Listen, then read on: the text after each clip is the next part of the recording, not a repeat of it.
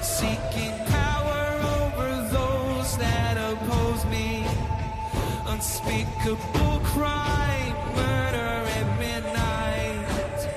A deal I made, a life I had to take. Someone I loved once held so tight.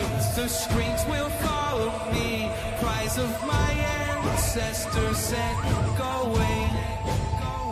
My operation, fasting in brain, shape-shifting. I feel the animal high inside me. I feel the change. I feel the change coming. We are one but not the same. This form I desire, innocent blood I will devour. Ancestors gathering round the dwelling. The spirit inhabiting, evil enveloping. The dancing graves in the night. The spirit occupying and transforming. Stolen heights, dark practices, my secret life. Feathered outers, mysticism, intriguing. My operation, fasting in brain, shape-shifting. I feel the animal high inside me. I feel the change. I feel the change coming. We are one but not the same. Give me the ability to hide in plain sight, so no one can see me, not even in the light. I am the crawler, I'm a within, I'm nobody's friend. This initiation, it's all part of the dark creation. My desires performing incantations. I walk in disguise. If I catch you, it's your demise. Shamanism, my religion, summoning spirits, manifesting myself and changing my flesh. A nightmare to behold. I'ma make you part of the fold. The skin of a man, the soul of a predator. The change is complete. This thing I become, my flesh has succumbed. My operation, fasting in brain, shape-shifting. I feel the animal high inside me. I feel the change. I feel the change coming. We are one but not the same.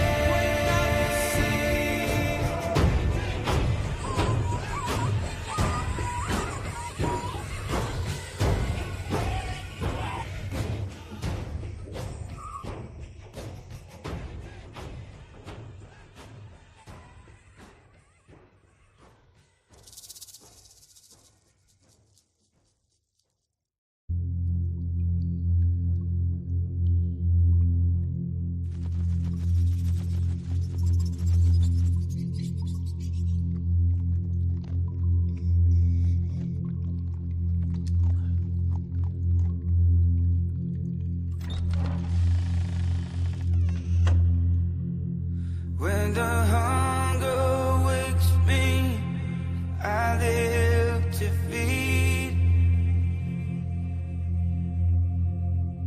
Where the darkness surrounds me,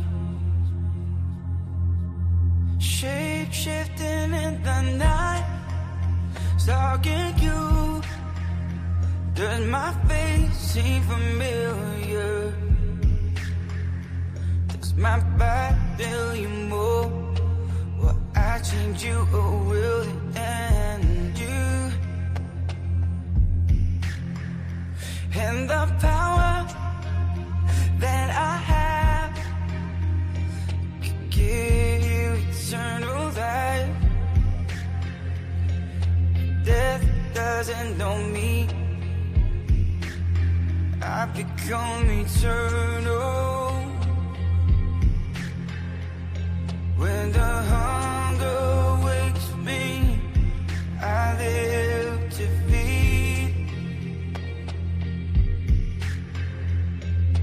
the darkness surrounds me, where the mist, she follows me. I walk alone in the night, watching you, following you, leading on you through the night. When the hunger wakes me, I live to feed.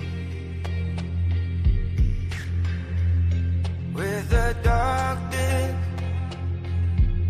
surrounds me. Oh, your life, I was still. I become the living dead. I own the darkness and know how beats inside of me. I become eternal. When the hunger wakes me, I live to feed. With the darkness surrounds me.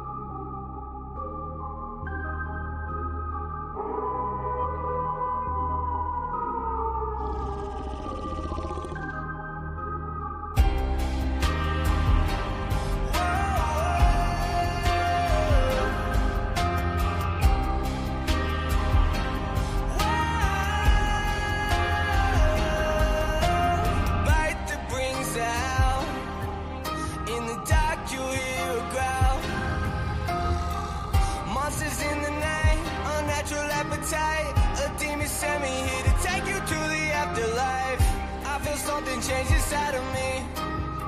The inner human slowly deadening me.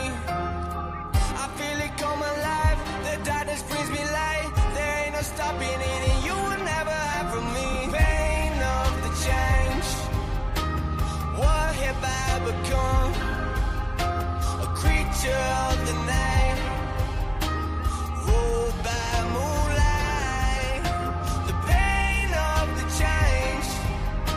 This body's no longer mine. Feel wild and free.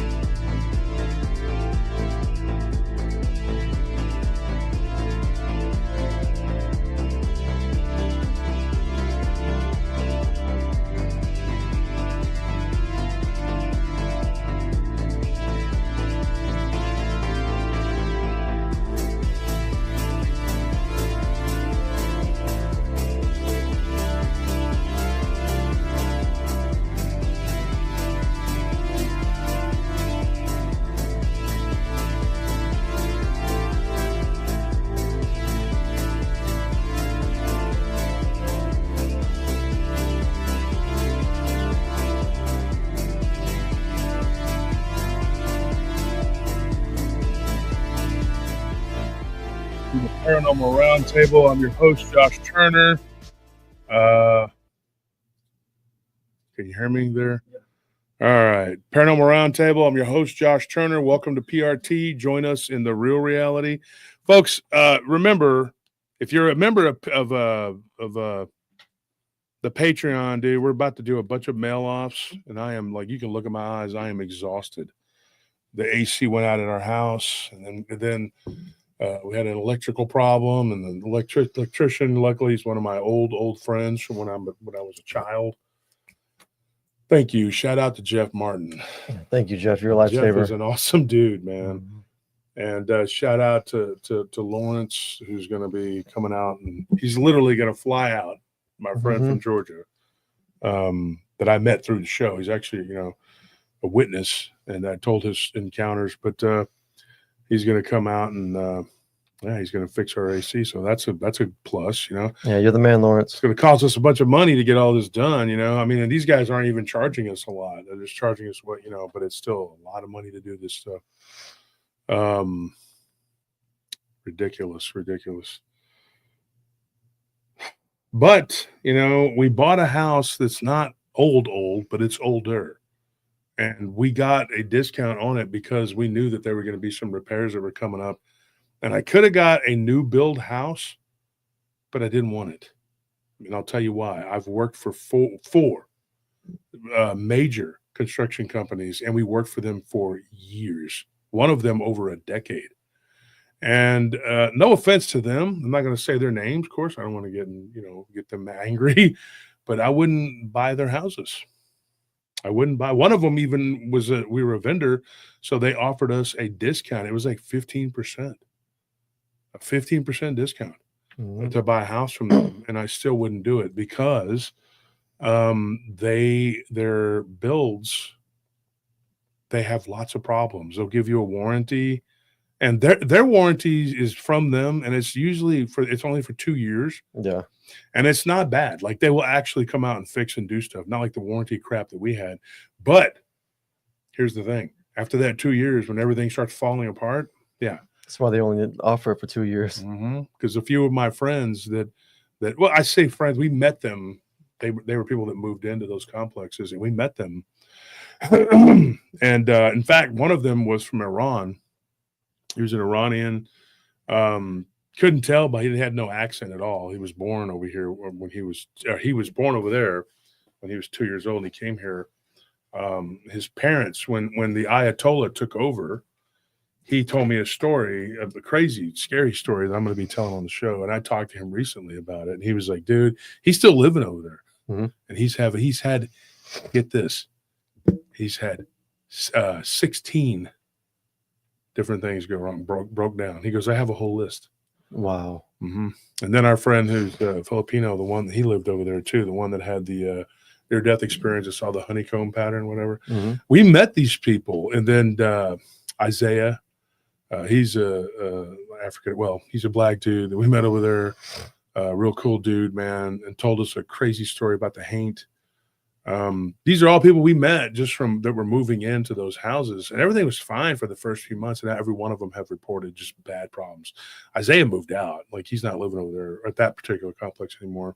The one where you used to work at is where I met Manuel, who was working for them, and he bought a house over there. Not happy, not happy at all. And he's been talking about trying to sell it, but he can't sell it because nobody wants those subdivision new builds because they sheathe them with cardboard. I've seen it. It's horrible. Literal cardboard. Actual just crap, dude. And they don't insulate them well. It should be criminal, but to build houses like that. Run the heater and the AC all day. So yeah, we have a 30-year-old house. I mean, you wouldn't know by walking in it. No, it was built well. It's a nice house. But I was about to go back out to the ranch and just drive back into town 45 miles. I'm like, man, I'm so hot, burning up over here. And the puppies are sitting there. At least they're not so active. Yeah. That's slow. That's jumping all over you. And the cat, Martis has been talking to me a lot about it. He comes up to me and he's like, he's a talker. He's like, what are we doing? Look at me. I'm using my paw. I don't like this. I don't like this. And where's the dinner? Where's dinner? I'm like, you've been eating a lot lately. He's like, I know. I'm eating for two. I go, what do you mean? He goes, well, your brain is not working, so I'm eating for you and me. And then he's like, "Good day, sir." I'm like, "But Marty's like, good day, sir." He turns that big tail up, walks away. Shows his butthole. He shows you his butt. Here, look at this. Take a look. This is what you get. All right.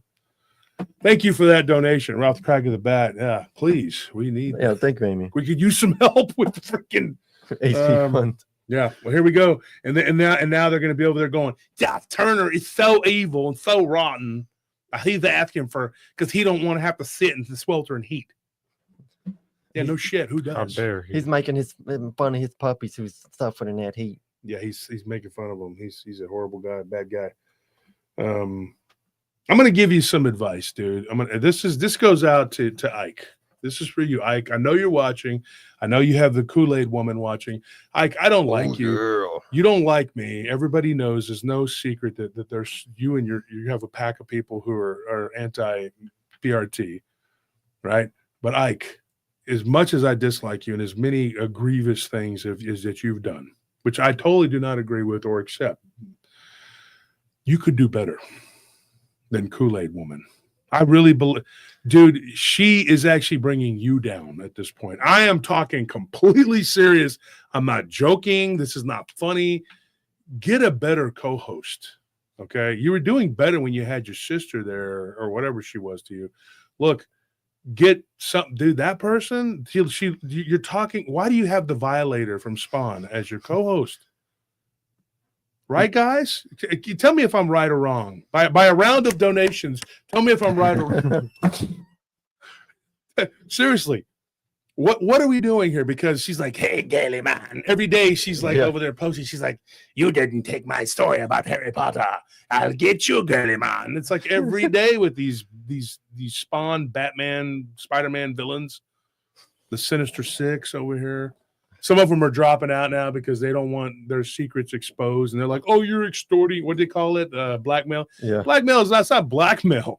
We were being nice and not saying anything out of respect for this guy's girlfriend. But guess what?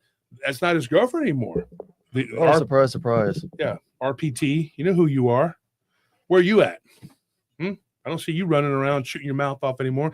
Now, the roofer does. Roofer is absolutely batshit crazy. Go look at PRT. You can see some beautiful photos of him. Got that big old Dunlop belly. They love to call me fat. As you can see, I'm not this big blimp that they keep saying I am. They keep calling me the fat bastard. And then they're praying that Jesus will strike me down. That's not how Jesus works. You don't pray to Jesus to destroy your enemies. That's how the Old Testament Jesus worked. Yeah, and so if you go to PRT and just go take a look. So what they're doing right now is they are reporting us for misinformation because they called upon this. I got to show you this, folks. This is what they're doing. So you will know and you can counteract this if you could help us out because what they're doing is they're basically reporting us for misinformation and for buying subs, which we have never done, never ever done, never will. We don't need to. We just do better. Never have bought subs and never going to. Why would you? Don't need to. I've never been one of those people that like if you won a victory by cheating, like what do you? That's just. What's the point? Here's exactly what it says right here, and I want you guys to take a look. You read it. Let me move it over a little bit. It says, what does it say? It says when Josh goes live, everyone in the group chat needs to report him and then select misinformation in the box, write buying subs to get him investigated. YouTube will delete you permanently for this violation. Well, apparently not, because y'all have done it about 100 times now, and we're still here. Still here to talk a bunch of crap about you and make you look stupid. Yeah, but you don't got to do that to make them look stupid. They're doing it themselves. So I thought I'd just get that out of the way real quick, and we'll be done with it. Just we have to do that because our sub count is dropping, and YouTube has been a lot of people, as you know, are being unsubscribed, and we're being attacked vehemently. And it's him and a couple other channels who have teamed up together. But we've done the math. Folks, we have done the math for you so you don't have to.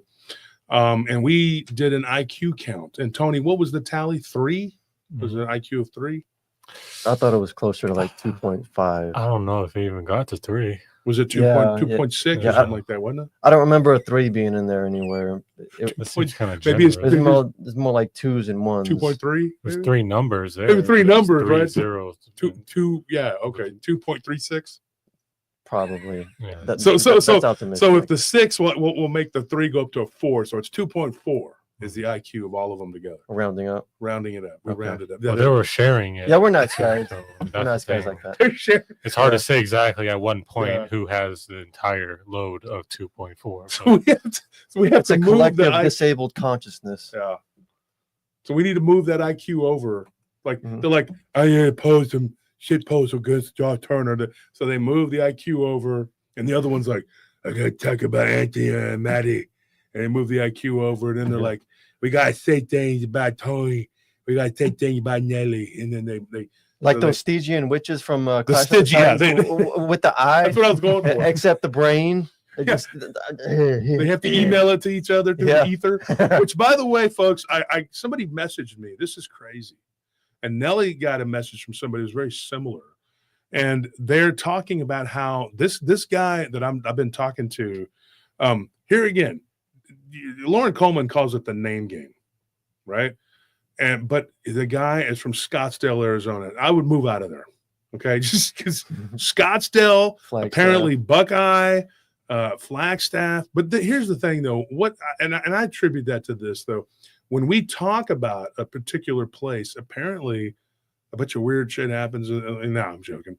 No, we'll talk about a particular place and people will hear it. And then they'll say, hey, because one guy, when I talked about the ghost encounter I had in Buckeye at that hotel, that was a weird one. And this guy messages me and he goes, dude, he's like, I had a weird experience in Buckeye. Then he starts to tell me about some homeless guy who, had newspaper up his butt. I said, yeah, that's not really what I'm looking for, but it is weird. It's weird. Not that kind of weird, but hey, whatever. He's like, I was ordering a burrito. This guy just walked by and mooned me. But actually, though, it wasn't just that. He actually did tell me a story that was pretty damn creepy. And he's a plumber right there in Buckeye. And his story scared the living crap out of me, dude. I'm not going to lie. That is a creepy story. I will get to that. That's the guy, the plumber, that saw that weird because you go into people's houses. Yeah. And he was like, but he was joking about he said he did see a homeless guy with a newspaper, like for shorts. He's talking about, he goes, and somebody told me that you had an encounter with a ghost in Buckeye. And I said, I did. So yeah, it was so weird because the guy from Scottsdale, he messages me and he says, I've lived in 3 different places, most recently Scottsdale. At one point, he was living in Oregon, and now I don't know why. Unless it's just simply for the economy or that you don't want to be around those certain people, why would you move to Scottsdale? You're going the wrong direction, man. Because Oregon's beautiful, but he was living in Eastern Oregon, and he said it's not all that pretty where he was at. It's mostly just prairie. It's not ugly, that's my opinion, not his. He didn't say that, but where he's at, I know where he's at. It's not that great. It's like a lot of pasture land, Yeah. and then there's like some hills and there'll be these like valleys. So it is pretty compared to like Scottsdale, but it's not any more prettier than like where we're at. But I can tell you this, I wouldn't want to leave from up there to go, but I think it was a political thing. He just didn't want to be up there. He believes that these spirits have traveled, and he believes that they travel through the electricity. So that's weird. I've had a couple people recently tell me that they believe that they're being haunted by ghosts that can travel. He said the first thing that happened to him when he got to Scottsdale, because before he was living in Phoenix, which is a nightmare. And so he was living there, and he moved up to Oregon. He lived there for 2 years and tried to make it, raising some sheep, which was, what really, might have started the whole thing. This crawler type creature killed his animals and wiped them out. And so he moved down to Scottsdale, where his wife is from, because they're originally from Oregon, and they moved up there to be with some cousins of hers, and then this creature comes out and starts destroying everything. I mean, it is it's bad enough if natural causes, You Yeah. know, but is It's that sad. that could be a natural cause? It could be an actual just earthbound predator that we don't even understand, right? Completely physical, just like a puma or a wolf, right? But then somehow it can transfer itself into electricity and go into your new house. Because all animals can do that too. Pack of wolves showed up in my living room Just the jump other day. into the power line. Sure. I had to fight off a pack of wolves with my chonkalas the other day. Luckily, my mom taught me those skills, so I have those extenders. Uh-huh. You know, it's one of those things I got off Facebook Marketplace, and they're like chonkla extenders to turn them into like nunchucks, nunchokolas. Yeah. So Yeah. I use nunchokolas, man, and I yeah, the chonkalas become nunchokolas.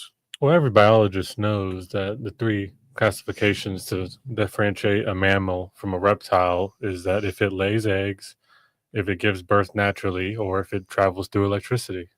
So, I mean, I guess. But apparently reptilians can do that too. Oh, so it's new science coming out now. I get so many weird stories, as y'all know, but there was one story where this woman said that she, how people see their pets?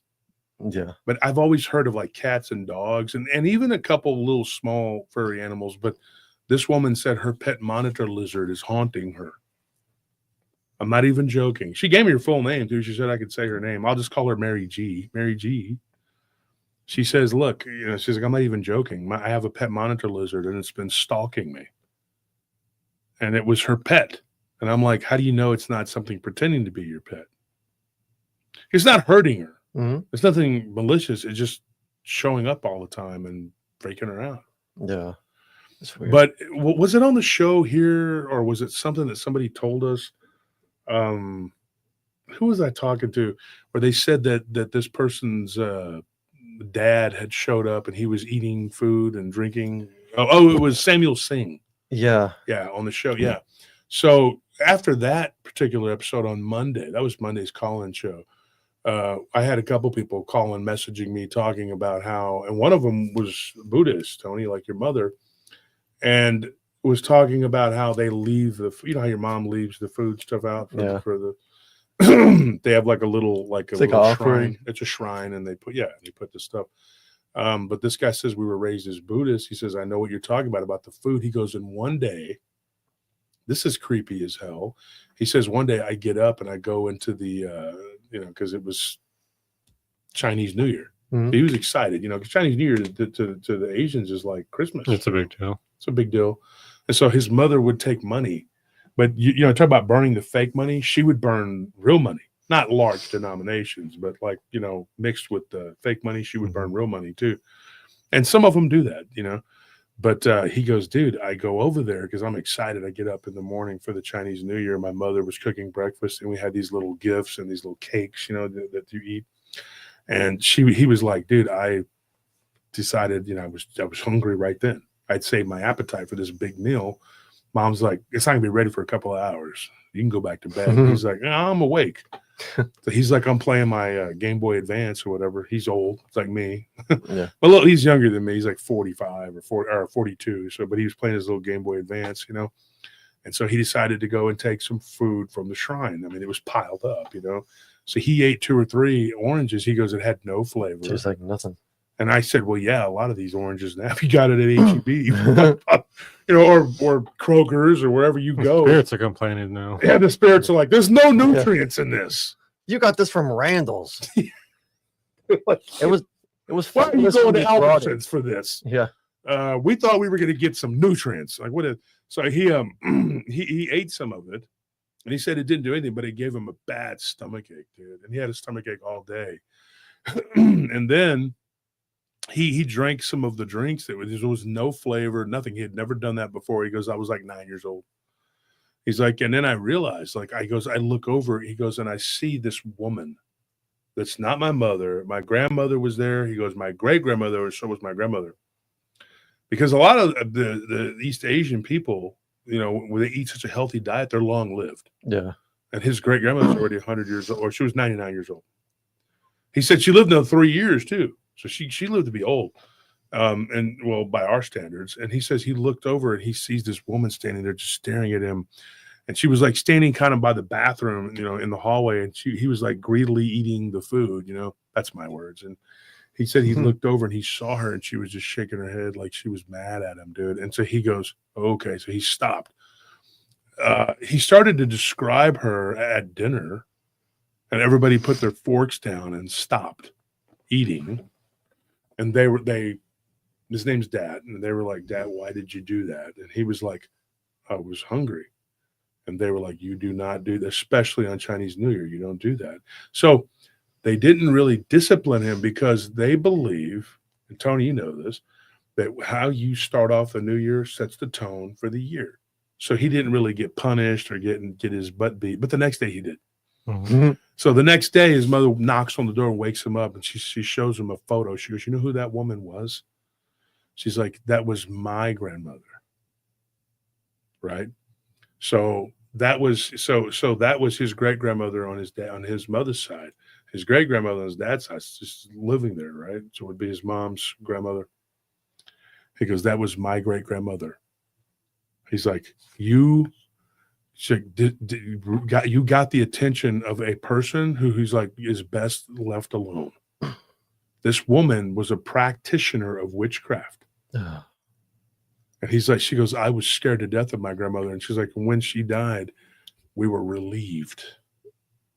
So over the course of the next, several months, he had some serious problems with this entity until they did a ceremony and they banished it. And they actually had to they got a Buddhist, two Buddhists from the temple to come. And they worked with a Catholic, because there's a lot of Vietnamese Catholic people don't realize that. And the Vietnamese Catholic priest came, and they did an exorcism basically to get rid of her. And so that's a whole story. We'll get into that eventually. But dude, let me tell you, yeah, he told me he messaged me like right after we talked about eating that. So Dad, thank you for that story. But that's that's messed up, He was telling me he's a pretty funny guy. He doesn't have an accent either. When you talk him on the phone, you're just like, he's like, hey man, he's like Donnie Cho. Yeah. You don't know he's Asian. Yeah. Once I know he's Asian, I'm like, brother, I already live with one. Nah, man, get out of here. One is enough. Yeah. Aren't there enough of you people already? Get all these people. It's like living with the UN over at my house, dude. Get all these people. People are calling, and so Sanjay, look up the Toronto Maple Leafs. Okay, before I say anything. Did they win or not? Because Sanjay's on me about it. Wear the stupid freaking hat. Did they win? I don't know. Okay, let me see if I can. I'm looking it up. My phone's just a piece of crap. Yeah, dude, our phones are horrible. Move nothing. Yours is older and worse than mine. Yeah. All right. So tomorrow night, okay, Florida leads 3-2. So the fact that they won the first round, though, I told them, I said, if they win the first round, I said, if you send me a hat, and I took a look at it, because they beat the Hurricanes, right? They beat Carolina or whatever. And so I told him, I said, all right, and he says, because I told him, I said, they're not going to do anything. They're not going to win. I was just teasing him. I didn't really know much about their record this year. I don't really keep up with them. I keep up with the Knights, who got eliminated last night, unfortunately. And I keep up with the Stars. Those are my two main hockey teams. But I kind of like a few others too, man. I kind of like the Predators because I like their logo. That's all. It's just a cool logo. And so I told him, I said, look, if you send me the hat, I'll wear it. All right, that's fine. And then I'm supposed to send, I ordered them today. BMR, if you're listening, Bigfoot Rob, I'm going to be sending you your hat. So that's it. Oh, okay. Fong Nguyen says Oilers. Come on now. I like the Houston Oilers, who used to exist, but if you're rooting for Edmonton, I guess you're not rooting for my team, right? I mean, you're happy? You happy about yourselves? What are the Stars doing? What is their? I know they're supposed to be playing, but got some people in here now. We're gonna get started. They're Playing game 5 right now right now? against the Jets. 1-0 Jets. Damn. And game 5, so they're tied up 2-2, or is it 3-1? I think it's 2-2. They're playing 5. It's 2-2 probably. Not necessarily. Yeah, it depends on me. It'd be 3-1, and then this would be the 5th game. Mhm. I like the Golden Knights, but they didn't do it. Oh well. I even have their hat somewhere. I just wore it the other day. Yeah, I think it's 2-2. 2-2. So, anyways, that's what's going on with hockey. And the Rockets. How are they doing? Look at them. I don't know if they're eliminated or not. I don't know. They've been. Let's get the likes up. Yeah, exactly. Thank you.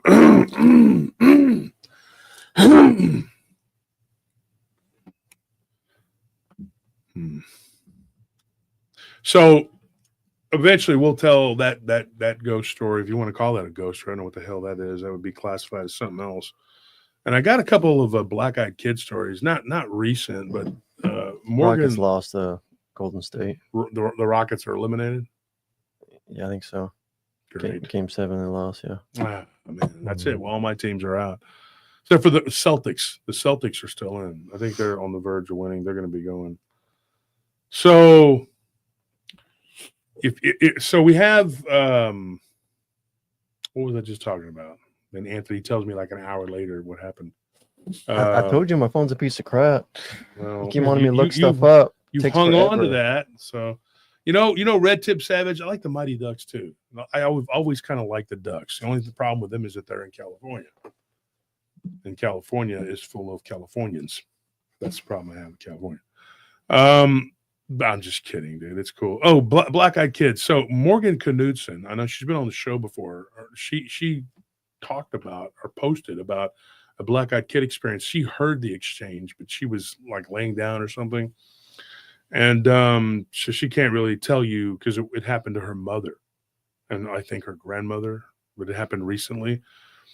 So I went back in my files just to see what we have for Black-Eyed Kids because I haven't gotten a Black-Eyed Kid story in some time, except for that one that we got where the woman had, it was like a spider creature, the way it crawled away or whatever.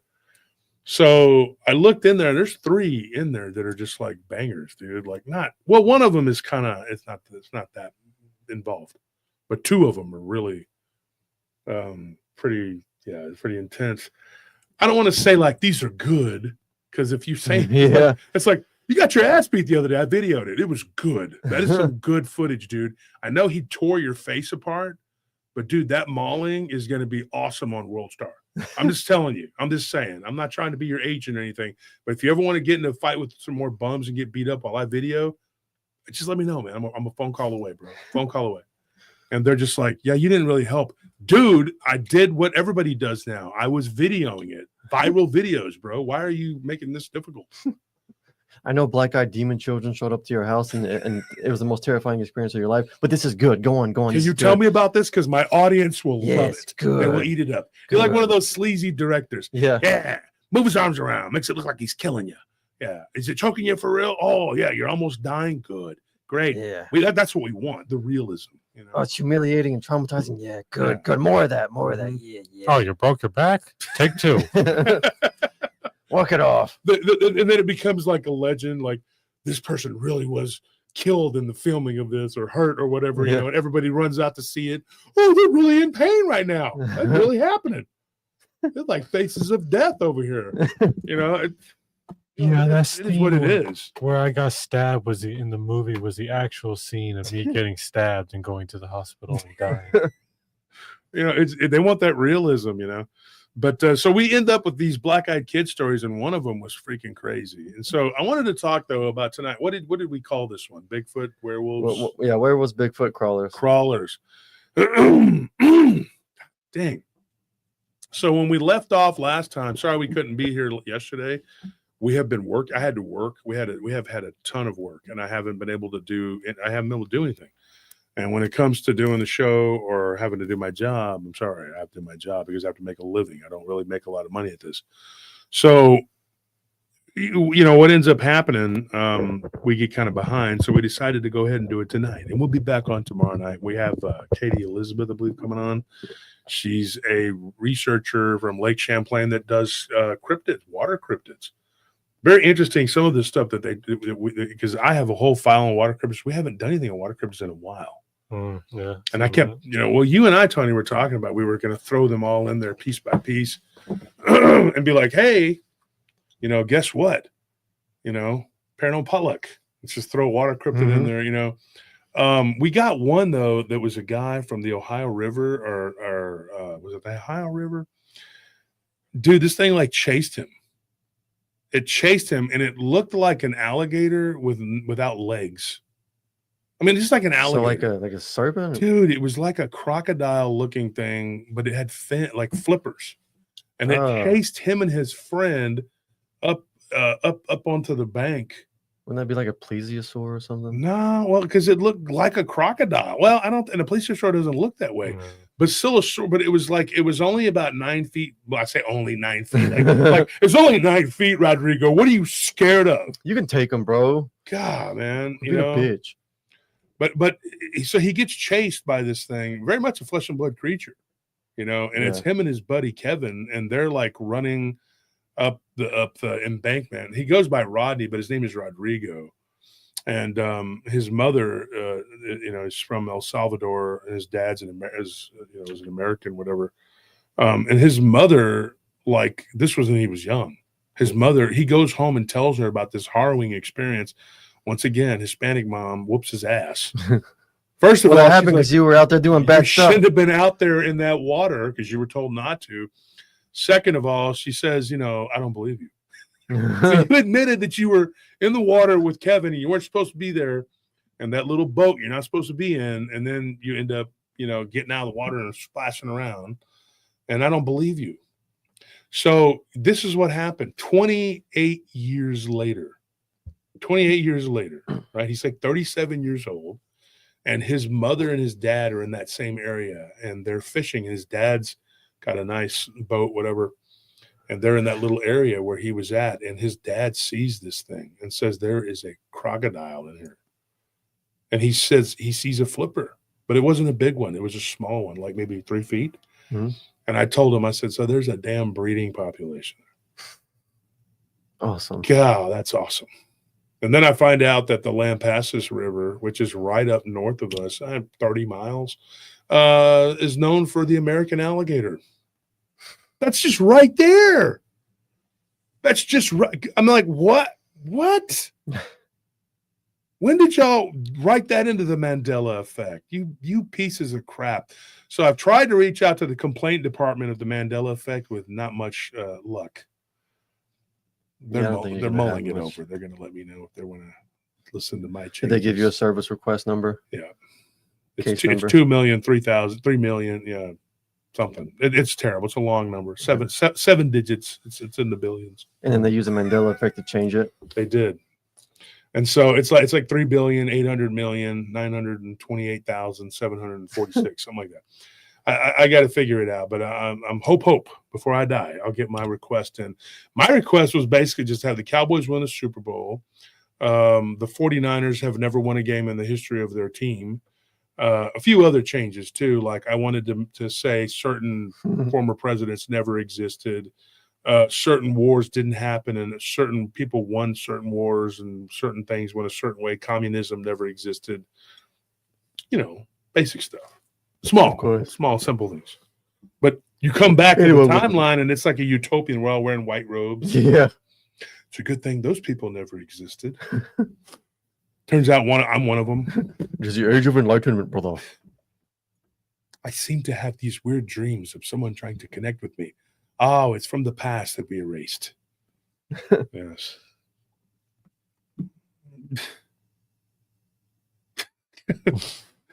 Abe, yep. Because we have to do something. Apparently, Abe, though, he's my attack dog because I was afraid he was going to kick my ass, according to Roofer. Good thing you didn't kick my ass, Abe, because I'm glad we're friends. Thanks for not doing that, Abe. They think that they can, drive a wedge. Yeah, we're going to be all at each other's throats or whatever. And I actually wasn't doing that for you, Corncob. I was just saying that, you know, you could probably do better than the violator. I mean, Yeah. she'll do anything for you because she's smitten with you, which is Yeah. Which he's never going to be with you, by the way. Ooh, He's never ever going to be with you. Yeah, even Mike has better taste. You're never going to be his girlfriend. I think that, you know, I would say, hey, I would feel sorry for you. I would feel sorry for any other way at all. But just that alone, the fact that, you know, I will go out on a limb and say, hey, you know what, dude, I'll give you props on this one. You could do better. You could find you a more human looking being. I expect a swift response from her too, because she's Johnny on the spot when it comes to attacking my ass. Mm-hmm. She hates me with a passion that just goes beyond anything I've ever seen from somebody I never did anything to, other than not tell her stupid story, which I still say is fake. I think she's pretty much just full of hot air. That's a lot of hot air. That's a lot. Yeah, like There's a lot of it. Like overinflated. Yeah. But it's a good thing they're warning new people about the evils of PRT and how horrible we are. Oh yeah. Because people need to be made aware of what kind of nonsense we're all about. Well, I've been setting up seminars about hot air balloons and the dangers of hot air balloons. What was that again? I've been setting up seminars about the dangers of hot air balloons, about how dangerous it is to be filled with hot air. That's all everyone knows. Where's my Guardians hat at? I'm going to find if I can wear, even though they lost on the show, because somebody said that I only like teams that win. Well, of course you like teams that win, but not. Is it that gray one right there? Is it a gray one right there? Right. This? No. No. No, this one has a little knight on, like a shield. I mean, This that's is a a knight. night. No, it's a helmet. Okay. They're falling all over the place. But I wanted to be like, oh well. Oh well. I was gonna be supportive, but so we get this story. This is like a mess for her. This is probably gonna collapse. Hopefully not during the show. So I got this story that we were talking about last time, and we never got to wrap it all up. And it was Zach's story, and what was going on with him. Now we can go back to that. That one was from I can't remember what day that was. It was like a last Wednesday, I think. I think it was last Wednesday, something like that. And I wasn't feeling it, man. I just had to get off the air. We did like a couple of hours or something, an hour and a half, and I was just done. But so Zach had we called him Zach A. And he had this Bigfoot type creature that was attacking and causing all kinds of problems. One of the things it did too was unalive the neighbor's dog, Rowdy. Now that was something that really kind of stuck with me. It aggravated me because I'm an animal lover too. Yeah. And so he had these really two aggressive Pyrenees dogs that would play with that other dog. And it was also a border collie too, that dog Rowdy. If you see that Golden Knights hat, it's like gray. I think I know what you're talking about. Yeah. So it was really aggravating to me. So his neighbor's brother shot it. Right. Well, what used to be his neighbor, these people moved away because of this creature. Huh? What did he shoot it with? Did he say? It was a 30-06. Like Damn. he shot it straight up, Yeah, it's like that, but it's a gray one, dude. It's a gray one. But it's somewhere. I don't know. Maybe it's in the bottom of this pile somewhere. But yeah, he shot it point blank. And then there was another guy who told me he shot he used a 30-30 to shoot one of these things. Mm-hmm. And it didn't do anything. Hit it in the chest and it bled, and then it just stopped bleeding, and it was like it just healed itself. Like, I mean, how does that even happen? How is that even possible? And if it was just like maybe one person, two people, maybe even like a handful of people, maybe half a dozen people saying that, and that was it, you could be like, well, of all the Bigfoot encounters, only half a dozen people, but they sent, and I think they sent them to us because they know that we'll retell it. because if they send it to the BFRO or any of these other places, they're not going to report it. If it has any supernatural element at all, their policy is to throw it out. So you're wasting your time. If you write to the BFRO, if you have a story like this, send it to me. Yeah. Don't send it to them or send it to another YouTuber, podcaster, or author who will disseminate the information correctly. They're gonna edit your story because they think you're crazy. Yeah. And not maybe not just that, but they don't want, even if they do believe that they're too cowardly to step up, because it's not going to help them in their narrative and their agenda that they've built. And some of these people, they just will not, they're not going to do your story correctly. They're not going to do it justice. And there are people who literally have come after me. The reason that they started coming after me was because of that, because they didn't like my spin on things. And so they act like, your stance on it or your belief is somehow detrimental to them or their welfare, their being. It's not. There's enough room in this field for everybody, but some people don't feel that way. And the biggest joke and silliest thing I've ever heard is like that I want to be in charge of the paranormal community. Really? Because I want to be a cat herder. Okay, I want to be in charge of herding cats. Yeah, It's I really really want to do it. presumptuous too. Like how arrogant are you that you think you have something worth, like you produce something worth controlling, that someone wants to control your life? Do people have any idea what kind of burden that is? Yeah, there ain't nothing going to be. You're good not about worth it. controlling. Just control yourself and be normal. And we're not instead of talking about mentally you, ill. the audience. We're talking about those people that are Mhm. silly enough to think like that. Maybe it's in the storeroom, man. I don't It's know. nothing you produce that is worth coveting or controlling. Just mind your business and shut up. Yeah. So that being said, we're not trying to manipulate or control any narrative. If it's what it is what it is, dude. We tell stories of all kinds, whatever, whoever sends it to us, And some people think that because we hadn't told their story that we're not doing it on purpose. Because one guy was like, "Oh, I see how it is. My story didn't make the cut." And I'm like, "I don't even know your story, dude. Honestly, I don't. I have to go back and look." We get a bunch of them, and I'll tell you one of the reasons I think that we got so many here in the last couple of years, especially, but it's been building over the last 4 or 5 years. The first year we were just going by stories I had collected for ages, and then the second year we were still kind of doing some of those, and then some newer ones, and then it caught on, and people just started sending them to us. But because we're willing to do those stories and tell those stories and give people's stories, their encounters, airtime, a lot of people won't do that. And like I said, it's because they want to maintain this narrative that things are a certain way when they're really not. And this guy's story, though, eventually this creature, I think it just moved on.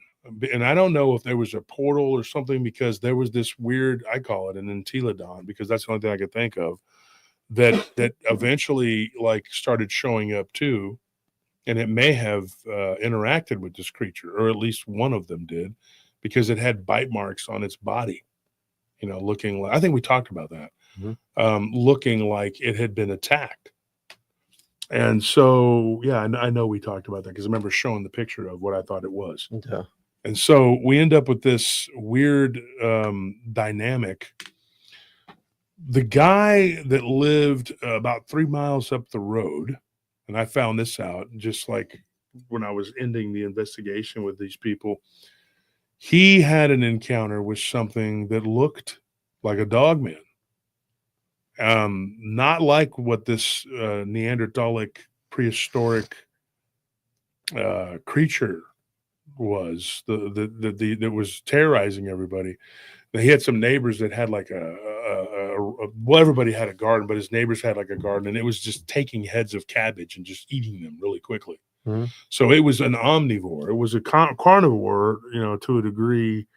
It was an omnivore too, and he found that out. And he said that the neighbor went out there and shot it full of buckshot with a 12 gauge and unloaded slugs too, because it just kind of stopped, got peppered, turned and looked at him like any creature that gets hit, and if it's a flesh and blood creature, is going to jump and run and take off. This thing didn't do anything but turn and look at him like, "Oh, why did you do that? Now you pissed me off." Mm-hmm. And I'm trying to remember where the state was. I know he was from New Jersey, but I'm trying to remember where they moved to. It was Indiana. It was in Indiana. So this thing got shot by this neighbor's buckshot, the one that lived to the north of him, the people that lived up there. And he shot it again, and then he loaded slugs into it. It was one of those tactical, Yeah. and he hit it like 4 times. And then finally, the last one, he said when he hit it in the waist, this is weird, that the waist kind of split open, and it looked like part of its body leaned forward, like it moved off to the side, like it was sideways, right? Uh-huh. Eating the food, and its body kind of went like that, and this blood and black stuff kind of came out of the side of its, like where the hip connected. Mm-hmm. Yeah. And I'm sitting there going like, what in the freaking F is that, dude? Like, what is that? So he's like telling me this, he says, this is what our neighbor told us, our former neighbor, and they got the hell out of there. So they ended up being the only ones out there because all of the other neighbors had left, including the woman that was like the elderly woman that lived next door to him. And he said that, eventually they moved. They were just tired of dealing with it. So he was at a diner that was there in town at this little town that's outside of Indianapolis. And he said he goes, we were talking, and this guy says, yeah, I seen this creature, but he didn't. So he got this guy named Ed, and Ed came over and he sat down, and Ed told him, he says, yeah, in 1977, in 1997, I saw this creature that looked like it was messing with my chicken coop. And he goes, I go out there, he goes, and he knew about this beast that had been terrorizing people. He had never seen it. But he knew of it. So he was scared. So him and his 2 sons and his grandson had gone out there, and the grandson was a little boy, and he wasn't supposed to be, but he followed them, and they all saw it. And the grandson started screaming because he saw this hairy beast that had a tail, and it turned its head, and it was like eating eggs, and it had like a chicken in its hand, like it was eating the eggs, eating the chickens. And he said, dude, my son shot at it, it ducked, like it was so fast, like it crouched down, and the shot went into the chicken coop and messed up a couple of their hens, and then it just like went under the fence and was like, it sprawled itself out like a spider. Okay. Crawled under the fence, because you would have to dislocate joints and everything else to do that, to perform that action. Then it was up on 2 legs and running back out into the woods. And definitely it had a snout. It was not that Bigfoot creature. It was gray. It was a smoky gray, kind of like what I'm wearing now, the way they described it. Mm-hmm. It would be kind of like this, because I even actually have another shirt that has this color, a couple of them. So I sent him a message with this color. I said, hey, what about this? And he said, that's about right. That's about what it looked like. But not this particular shirt. But like I said, I have shirts like this. I think it was the Cobra Kai shirt, but I sent him a picture of it. And, he sent it to he showed his friend and said, yeah, the guy's really old now. He's like 84 years old, but he remembers it like it was yesterday. And there had been something that was harassing his animals and had walked off with one of his ewes, like a baby lamb. And so there's all these reports that come in of these creatures, and they do really weird things. How did that thing duck so fast? You can't dodge bullets unless you're from the Matrix. Mm-hmm. What is he, Neo? So he ducks and doesn't get hit, and then he goes, I blow away 2 of my hens. He's like, but this thing had been preying on the hens, but it was smart because it wasn't taking a bunch of them. It was eating their eggs. Mm-hmm. Like it had enough restraint to know if I just take the eggs. And then it started taking a couple of chickens. Yeah, so it's not just a savage animal. It was thinking. Calculated. And then it took one of those baby lambs like it knew. And now we've heard of that black panther creature out there in their NOAC that jumped that crawled up that farmer's fence with a ewe in tow with one, So they will absolutely take your livestock. They will take you if they can. But I think this is something that I talked to let's say his name, Jasper, the guy out there that lives near where the predations were happening with the Black Panther people. One of the things he said, this is interesting. I talked to this guy. All right. And I went to school with his son for a while. His son is the interesting thing about his son, he's got the biggest forearms I've ever seen. They used to call him Popeye. And he's like, I'm Bale Hay. He's like Theo, Theo. Yeah. Theo. He's like, I'll Bale Hay. And I went to school with him and Theo, and they were both the two countryest dudes ever. Theo's black. Mm-hmm. When you talk to him, he just sounds like a really deep voiced country dude. Yeah. He's like, he's like, I don't be going to the city. And I'm like, Theo, why not? He's like, I'll be lying up in there talking about seeing aliens and stuff. Yeah, Bigfoot is real, but not aliens. And I'm like, Theo, they could be both. He goes, when was the last time? What'd he say? When was the last time? Oh, when was the last time Bigfoot was driving a UFO? And I told Theo, I was like, okay, we saw him at the feed store, remember? Yeah. He's like, I don't be going to town. These people be lying. I told him, I said, so werewolves, Bigfoot run around. You believe that? He goes, yeah, I believe, because my granny told me. I was like, did you ever see any aliens? No, he never saw those. He said, people down the road, like right down the road, like 100 acres over, they saw a UFO. He didn't believe them. He goes, I ain't never got my ass whooped over no aliens. Because that time we came back from the holler, that nasty old holler down there, we was down there playing, we was looking for crawdads. We were catching tadpoles and crawdads. We were kids. I was like 8, 9 years old. And we go back, and his granny goes, go up that peach tree up there and grab that switch, boy. I done told you, little nappy ass, go get that switch. I was like sitting there, and I was like, oh, crap. I thought she was going to beat us too. Yeah. And she told me, she goes, if you was my kids, I'd beat you till you look like me. I'm gonna beat you black. I'm like, she goes, but you ain't my children, you ain't my youngins. Now I know this fool probably led y'all astray. She's like, but that ain't no excuse. I told you, don't be going down to that holler. I said, yes, ma'am. So after we ate dinner and Theo came in, he put a pillow down. He sat on the pillow. Yep. And we were sitting there, me and my friend Randy, and we were like, I know this dude just got the beating of his life, boy. She told us to go inside so we wouldn't see it. She goes, and don't be looking out that window. I heard her whooping his ass too. I mean, she didn't hit him like a bunch. Yeah. But she hit him, He came in acting like he had been beaten like Christ or something. And I'm like, dude. And she said that too. She goes, Christ took a real beating. You're just over here playing. And I'm thinking, well, I don't think he's playing. Like, you can't sit down without a pillow, but she's right. Jesus got hurt for real. He's over there acting like, how Scorpion does it, when he wants sympathy. If he sees a girl, he'll go, my leg, I hurt. I have a hurt puppy for a leg.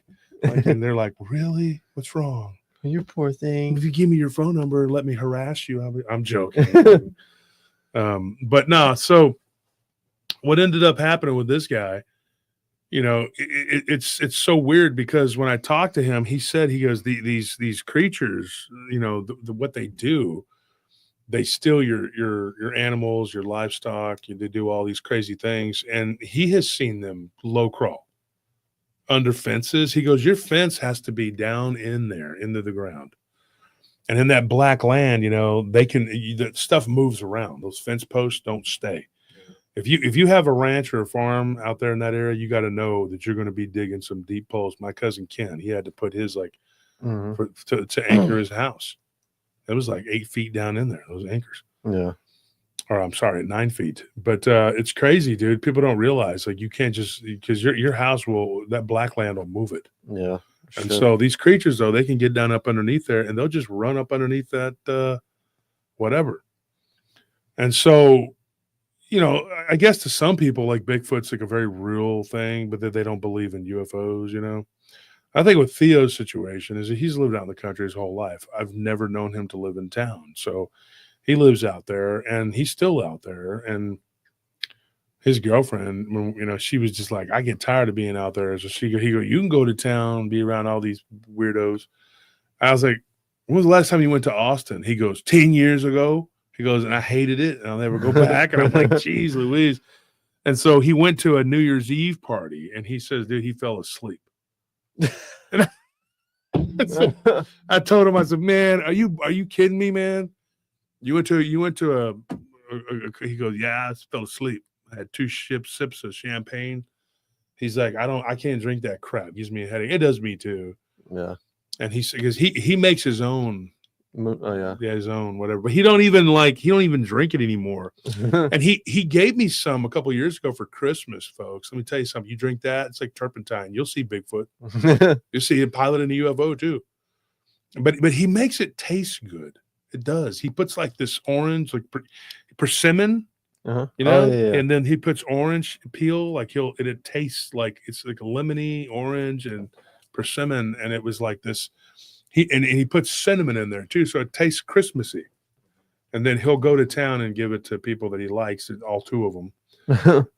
He likes me and a couple other people. I'm like with John Kelly. I was like one of his only friends. Like, and I'm honored that there's that somebody who doesn't like anybody likes me. Like he's like, I like you. I don't like many people though. He's just that way, man. And every now and then he'll go over to Sirloin Stockade. I think he goes to Sirloin Stockade on Fridays. So you'll catch him in there eating a steak. Other than that, he don't go. But I learned at an early age about these creatures, at least Bigfoot. And the Dogman thing was like, ooh, don't talk about it, because if you do, Dogman's going to show up and eat everybody. And as much as it sounds silly to think of like growing up around people who believed in such as what some people would call nonsense, because somebody did that. They told me your book is nonsense, filled with people that are full of nonsense, blah, blah, blah, blah. I made sure in my book to put people from the community that were known too, so that it would give it more validity, But the subject of the Bigfoot Dogman was a lot more acceptable. I don't know how people are going to receive the vampire book so much, because it's so hard to get somebody to say they saw a vampire. They'll tell you what they saw, and we're the ones putting the label on it. And a lot of people will say, well, this is a flying humanoid. Okay. Yeah. A flying humanoid that looks like a Nosferatu with wings. Right. Or it's spider crawling and it's got fangs like a person, but it's got fangs and it's trying to bite people and drink blood. Like, and look at how many different creatures there are from every culture on Earth. There are vampiric creatures. And I wouldn't doubt that if some of these Bigfoot creatures are blood drinkers too. I mean, these are vampiric creatures. I mean, and you have people in this community who will latch on. Now everybody started doing the vampire thing. You notice that? Yeah. They copied me because, I broke that. I don't care what anybody says. The vampire confessions. Yeah, and other people just started jumping on the bandwagon, and then people said, "Oh, well, I was in this cult and that cult." Yeah, because they exist. Yes, same thing with the black goo. You started talking about it first. The black goo, yeah, and so people, and I don't get credit for that. I don't care. That's fine. I don't care. But people have literally ripped off, and are making shit up and getting their friends to pretend like they're vampires and get on their shows. And you know who you are, you fake ass. And so what they do is so that muddies the water extremely bad, because now they'll get them to say something contradictory to what these creatures' true nature is. So don't buy into that bullshit. Let me tell you right now. And there's a lot of them that are doing this now. I've counted at least 4 as of late. So I don't think the people that I was dealing with, in fact, I know they didn't. I 100% know they didn't, because I talked to them myself and I was like, did you tell anyone else? They're like, no. So, but they did say this. They tempered this. They said, look, there are other clans, tribes, whatever you want to go. Don't call them tribes, but there are other groups of these people. They're cliques, That do this. We're not the only ones. But what are the odds? Like all of a sudden they just want to start talking about it. Like, I don't believe that. Mhm. I just don't. I'm sorry. I'm not trying to say like I'm the only person that would get it, whatever. But let's be honest, man. Like, monkey see, monkey do. And now they want to, because all these people they're grifters. Yeah. That's all they want. They want to make money and they want to capitalize off of it. Cash in on it, yeah. Yeah. You're trying to get information out there that can actually help people and further our society and get people's, minds in the right place. And these people just want to play around and try to scam and make money. They'll do anything for money.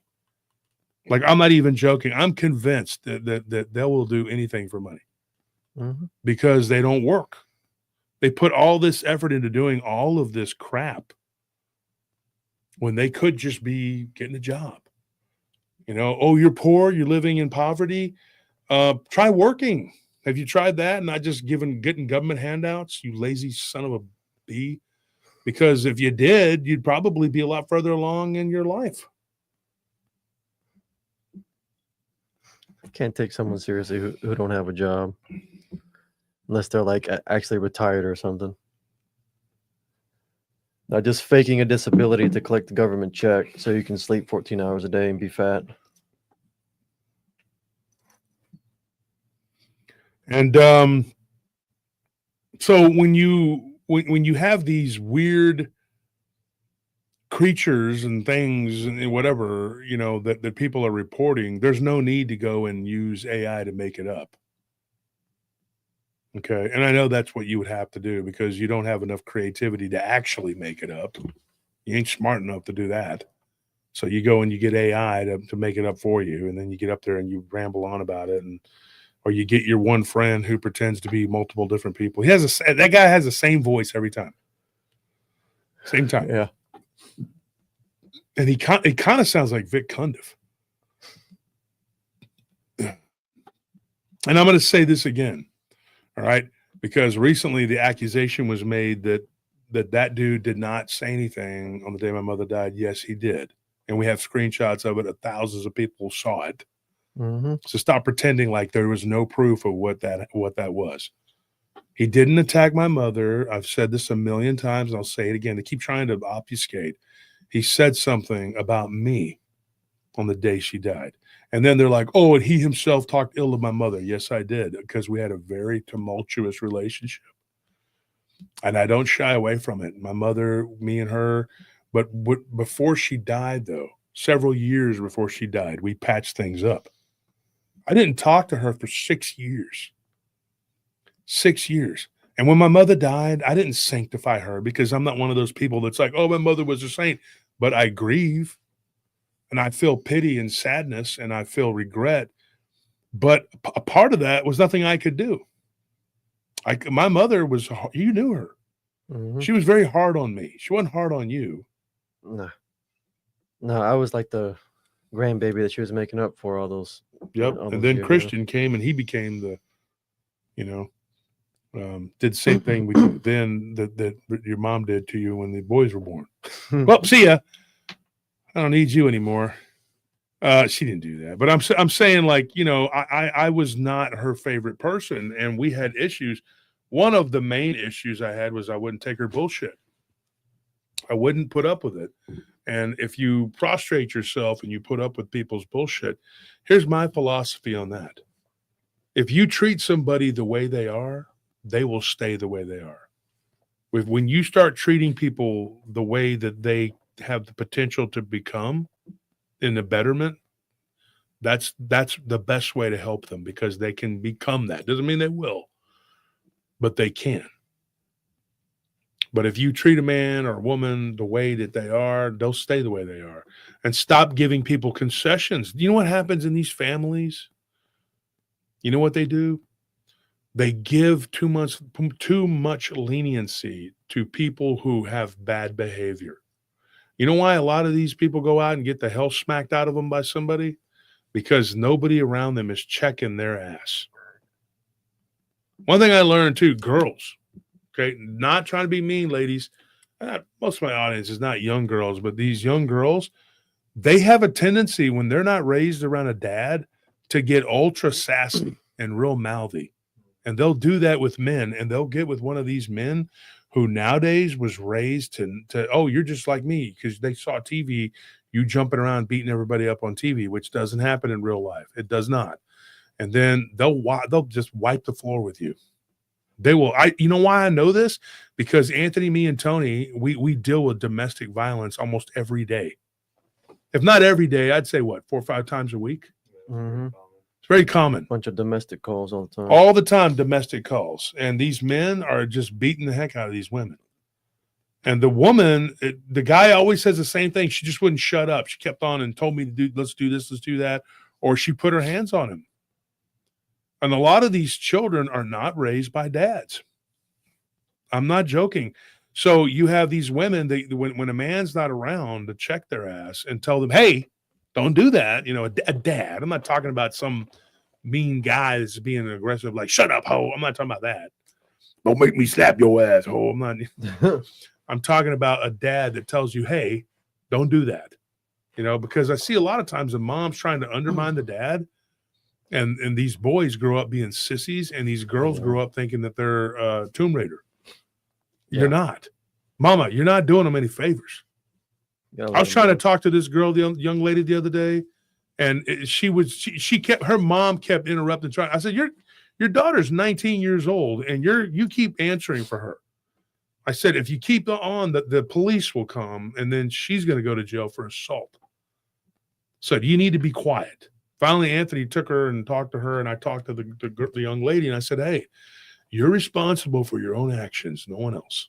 You need to tell me what happened, because your brother's saying that you hit him. And he's a minor, and he had a big old mark on his head. And I said, and if the police come, now they could, they'll pick it up and press charges on you.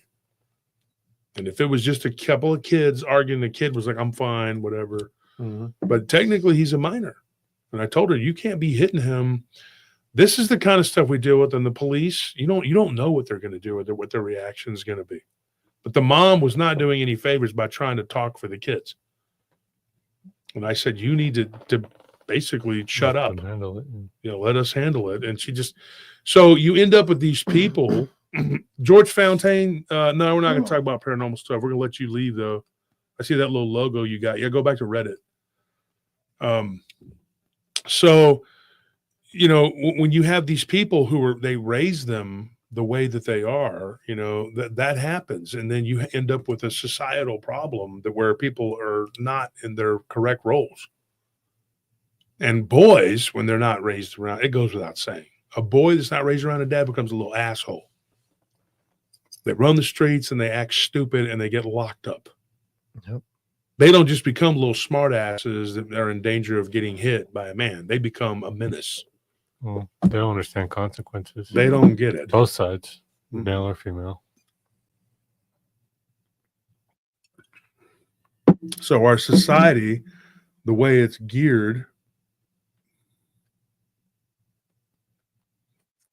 So here is the signal that they gave, guys. Here it is right here. From the group, from Mike McKee, from their group, Truth for Mike. Truth for him is lies for everybody else, folks.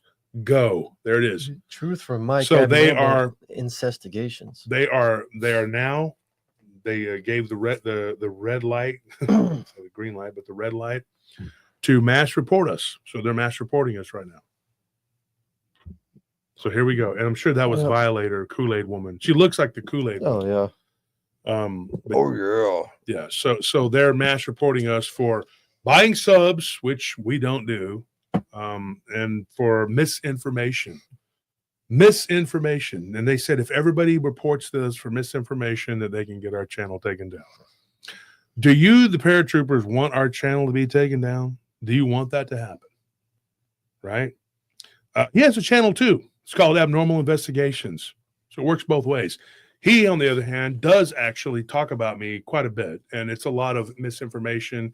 And what would it be called? I know it's defamation, what he's doing. But libel, slander. No, but what is it that you can report it for YouTube? Misinformation. No. Bullying. But misinformation. Harassment. Yeah, but bullying, harassment. Yeah. So you can go and he's got 1,000 videos. All he does is talk about me. Every once in a while, he'll get a fake guest on there that's his friend. He calls himself Randy Petticoat. His real name is Michael St. Bernard. Yep. So go ahead and look, or Michael Bernard. So go ahead and look them up. Look these people up. That's what they are.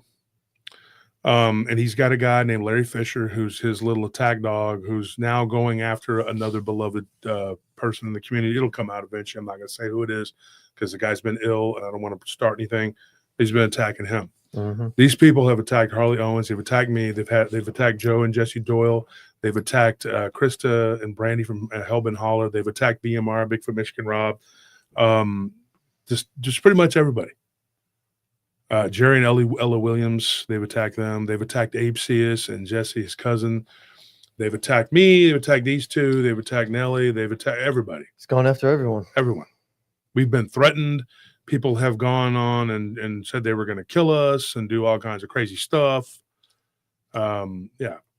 And so that they've done what they've done. And so, yeah. Just know that these people, that's what they do. And they they eat, breathe, sleep. This is what they do. From the time they wake up to the time they go to sleep, they want to try to attack us. And they've told everybody the wildest, crazy crap. We entered into a conspiracy with the Oklahoma government or state, whatever, to kidnap his son. It's not called kidnapping. It's called being taken from you because you did something you weren't supposed to be doing. The government took Hunter, not us, stupid ass. I didn't even know he existed at the time. So you keep bringing that up. Well, you keep saying bring Hunter home. Guess what? Hunter is home. He is home. He's already safe from you. He's safe at home with his mom where he belongs. He's already home. You are not home. His mom's home. So, yeah. So they just keep on. So they've just given the green light to go and attack us. And I saw them trying to convince one of the members. It was like, I'm not doing anything because I don't know anything about these people. And the truth is that's what they're doing. They're preying on people who are just kind of falling into their trap, not knowing anything about us or you or the community really as a whole. And then they're tricking them into reporting and harassing people. Why? Because you have the chum bucket and I have the Krusty Krab? Is that what it is? You could make a better Krabby Patty by just doing shit and stop messing with people. Maybe if you just did your job. But no, you want to be Plankton, although Plankton's a lot cooler and funnier than you. But thank you for that donation, Mike Turner. We definitely appreciate it. We could, get our head above water at some point. I'd love to just sue the living shit out of these people, but that would require a lot of work, a lot of effort, a lot of money on our part. Yeah, he has been. Bigfoot Predator Spiritual Warfare. I think that's Ella and Jerry. Mm-hmm. He's been doing this for years now. Yeah, years. And he's lost. Mike, you got your ass handed to you by us. And you've never lost before, folks. He's a person who's bullied people his whole life, and he's never lost. He's always gotten away with it, gotten ahead of it, because mommy and daddy spoiled this fat little butterball shit. So his friar tuck hair ass, he's gotten away with it. But now you're not. You've gotten your ass kicked by us. So you picked the fight. You don't know when to quit. You don't know when to stop. And you and your buddies have gotten your asses handed to you. Okay. Here's the difference, though, folks, and I'll tell you this. I lost over and over and over again before I learned how to win. Once I started to win in my late teens, I became a winner, and I've always been a winner ever since. I was on a team, on a football team. And these guys lost in the playoffs, and they were perfectly happy and okay, content to lose, and I freaking blew a gasket. And I wanted to be on a different team. And I said, you know what? And so the team that we had just beaten, I hurt 3 of them. I didn't do it on purpose. I broke the fullback's arm. Didn't mean to. Gave one of them a high bone contusion and dislocated the shoulder of their pulling guard. Their whole game plan had to become second half just stopping me. And we lost that playoff game. The other team came to me. I was playing for a team called the Big Dogs. We're playing the Predators. They came to me and they said, hey, we want you to play with us next season. And I was like, great, because I went off of this team. And it's called contact flag. You pull the flag, but on the line you hit, like, and there's no pads. And I was playing, there's a guy, look him up. His name is Russell Gaskamp. I used to play against him. He was an All-American at UT. There were actual ex-college football players and guys that were really good in high school that played there. And it was just a fun thing. But I was getting older, and I wanted a trophy. I wanted another trophy. You guys know I have a bunch. Mhm. I have a lot of trophies because I won a lot of shit when I was younger because I'm a winner. Okay? I'm sure this little fat ass up there has probably never won anything other than maybe playing with himself at Tiddlywinks. Participation trophies. Participation trophy with his dad. Oh, that requires Sheep shearing effort, and too. probably involved other things. Look, let me tell you something. You can't be just the best at being with your mom. Okay? You have to be better. Do better. And you're not better. You are not the Krusty Krab. You are the chum bucket, the scum bucket, whatever you are. That's what you are. Your channel always will be at the very bottom, never on the top, always at the bottom. Right? Here at PRT, it's filled with winners. The chat is filled with winners.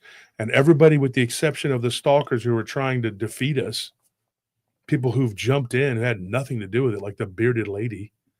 Oh, What a joke that guy is. Skinny And then fat these boy. other like skeevy people that you're like Cyrus the Virus, who's never amounted to shit. None of you together can do anything. None of you can. Because you don't have the ability we have. You don't have the brain capacity to do it. And you run on emotion, not facts, and you don't know how to learn. Learning is a big part of IQ. There's a lot of things throughout the week that I think of. I'm driving and I want to say, and I don't remember it all because I got a million things I got to do. But I can operate 2 businesses, do the show and a ranch, and write a book. What do? You roll out of bed and start talking about me. Because I'm obviously the epicenter of your world. Jesus Christ should be the epicenter of your world, not me. As much as you talk about God, you should really care about God and believe in God and follow his commandments and leave people the heck alone. And the fact that you tried to convince me that if I would just step aside and let you continue abusing Jerry, Ella, the Hellbent Holler people, Bettina and Abe, and whoever else, only BMR. God knows, BMR, and whoever else you're attacking at that time. And just, you're like, just recognize my position. Just let me have Eastern Europe. Let me put everyone behind the Iron Curtain. And you're mad because now you cannot troll people with 1 million accounts like you did once before, because now everybody's onto your bullshit. So if you will try to destroy me, if it's the last thing you ever do, but it's not going to work. Because even if you wiped out me on YouTube, I will go to another platform, which we're going to do anyway. So what are you winning, dude? And nobody is going to go to your show. Go look him up on Social Blade. He has triangles. Nothing, triangle, nothing, triangle. There should be kind of like a graph that goes like this. You might get spikes depending on where if you've been on people's shows. Like we got spikes from going on Clyde Lewis and L.A. Marzulli and different things like that. Mm-hmm. But, no, his is like just cones, which means that you buy subs when you have a little bit of extra money from your fake disability, and then you buy some more. You get your little government check for being 1/5 or what is it, 252nd Cherokee, whatever. It's ridiculous up there in Oklahoma what they'll do. And now you're going to go and say that I talked about you for an hour, which I didn't. I'm just telling you exactly what they're doing, folks. They're reporting us. They had this plan for yesterday, but I had things to do out of my ranch because I have a real life. Yeah, exactly, Ella. 500 plus real subs in the room. Mm-hmm. Yeah, and you can't achieve that. This is an off day for us, and we have 500 people. Yeah. We didn't announce it. We didn't, nothing. Just somebody needs to impromptu. investigate you for welfare fraud too, because you refuse to work, and there's nothing wrong with you. A person who is disabled, folks, how does he walk around his property all over the place? Going wrong. You see his hunchback with that little whatever that. How are that you doing boots jacket on the he ground, wears. but you're disabled? How does that work? Yeah, somebody sent me a clip of him walking around on your property. You were walking around with your little fat bald, butterballed ass. You had your little what's that called? That plaid jacket that he wears. Mhm. The you buy at trash people buy at Walmart. So he was walking around with that. And I'm going like, he walks perfectly fine. He throws rocks and says they're Bigfoot perfectly fine. How can you, what are you doing? But even with all of your shortcomings, which there's a lot of them, I still think you could do better than Kool-Aid. I'm giving you that. You could do better. There are some other crazy ass women out there who would support you. I mean, she is an upgrade from Janice the Hutt. Yeah, that's not saying much. Not but saying yeah. much. Anyways, back to the show. I just wanted you guys to see what they're doing. This is who they are. This is what they're doing. If you want to go look at this clown show, he calls a show. He'll get some traffic from it. It's called Abnormal Investigations. And if you like to keep up It's the biggest garbage channel ever. And if you like to keep up with his fight for his freedom, you see that right there? That's a court docket from the Oklahoma State Supreme Court. So one of us is on trial for some serious stuff, and the rest of us aren't. So that'll tell you. They try to make us out to be criminals, like me and Tony are breaking into people's houses. Meanwhile, this guy is fighting for his freedom up in Oklahoma State Court. So, well, no, but don't you know that was a grand conspiracy between us and Blondes and Booze and whoever else to take away? Sorry, what's the kid's name? Hunter. Yeah, Hunter. My apologies to his mother. I don't know this kid or anything about him. I don't care. I mean, not that I don't care, but it's your domestic squabbles is not my concern. I don't care what you do. You know, you are the one that gives a shit. I just want people to see this is what we're dealing with. They've knocked our sub count down, and they have hurt us. I mean, Larry brags openly about taking a bunch of our donators away. We had several people who were donators. He targeted them, and in fact, one of our people that gave us the encounters that's coming out to work on our unit or whatever, he actually called him. Yeah, Larry called him. Larry has called like about 40, 50 people that have given us stories that have been on the show. How he got, I don't know how he found these people's information, but he did. And he's a stalker. He started off telling people, he tells people that the national parks are killing Bigfoot. He's really concerned that Bigfoot are being murdered. He's really concerned about it, which runs anathema to what his friend Barton Unley says. Barton doesn't believe that Bigfoot's a good thing, but apparently Mr. Fisher believes that Bigfoot is some kind of hero, endangered animal. Yeah. So he's been lying to Barton and pretending like he was on the same page with Barton. No, because I know what you really are. You're a disinformation agent, dude. You're here to sow the seeds of discord, and now you're attacking another person.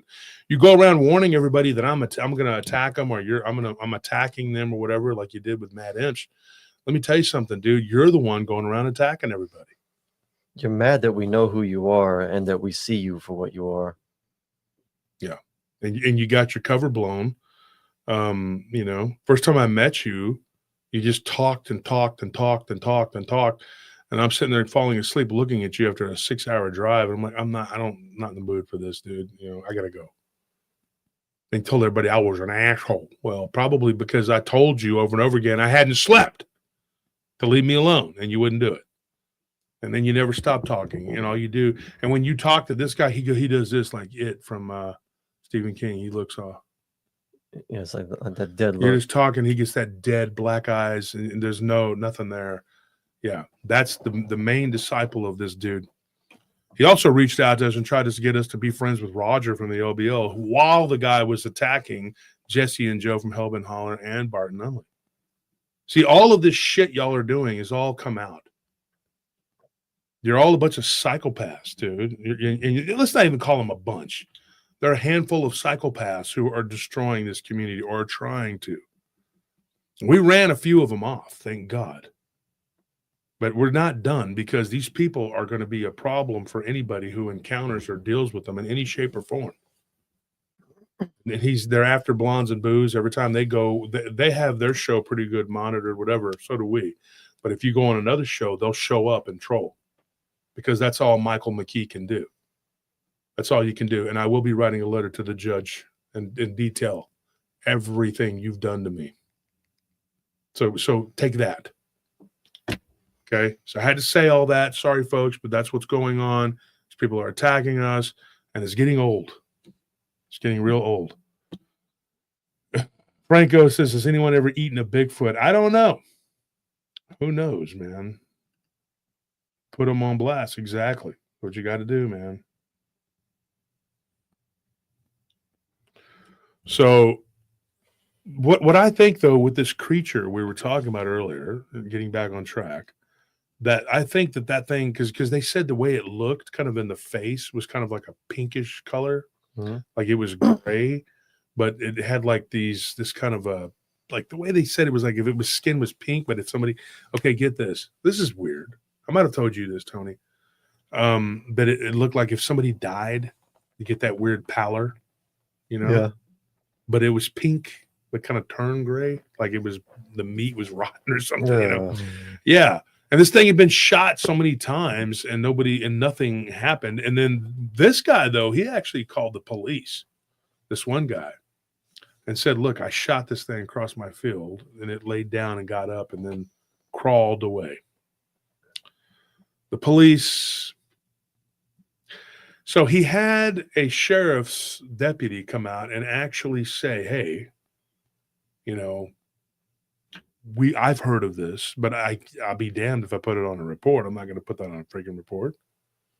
Because if you want the police to come out and investigate, you don't call them up and go, hey, Bigfoot's on my property. But people will do that because people are honest. There are honest people there, folks. But I'm not telling you to be dishonest, but you can't call the police and get them to come out and you tell them there's a prowler, because you're not lying. It really is a prowler. But it's not, you know, in the way you think it is. But you know, what are you going to do?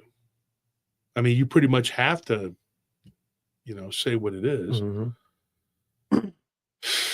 You know, and I think that when you have, like, something is going on in that area, because you have the guy who claimed in 1997, in October of 1997, in fact, that was the exact time that something was messing with his animals and that he shot it. Right? So it wasn't a Bigfoot, but it crawled away very similar to that. I think that's a big part of it. Now I'm going to give you another case. This one happened near Fort Worth. In fact, it's not near Fort Worth. It would be in North Fort Worth. It was still in the city limits. And it was near a creek. And this guy was going down into that creek with his little nephew, and they were, you know, his nephew was, he had special needs. What happened? Nothing. He had a special needs nephew, and his son, you know, had been raised with this kid or whatever. And so he's like, I try to fish, you know, he goes, and my son kind of plays with his cousin, you know, and keeps him busy, whatever. He's a couple years older. And this child came back and was telling him that he saw a white man, like he called it a white man, floating in the river. And he says, where at? He says, down there by the creek. It's a creek, right? A offshoot of the Trinity, whatever. And he says, you know, take me to where this is at. So he takes his fishing pole and he goes and he walks over there, you know, and there's like this little trail. And he shows him, he says, he thought that maybe somebody was deceased, like laying, you know, floating. Mm-hmm. And he says, right there in the creek, there's a man that's floating.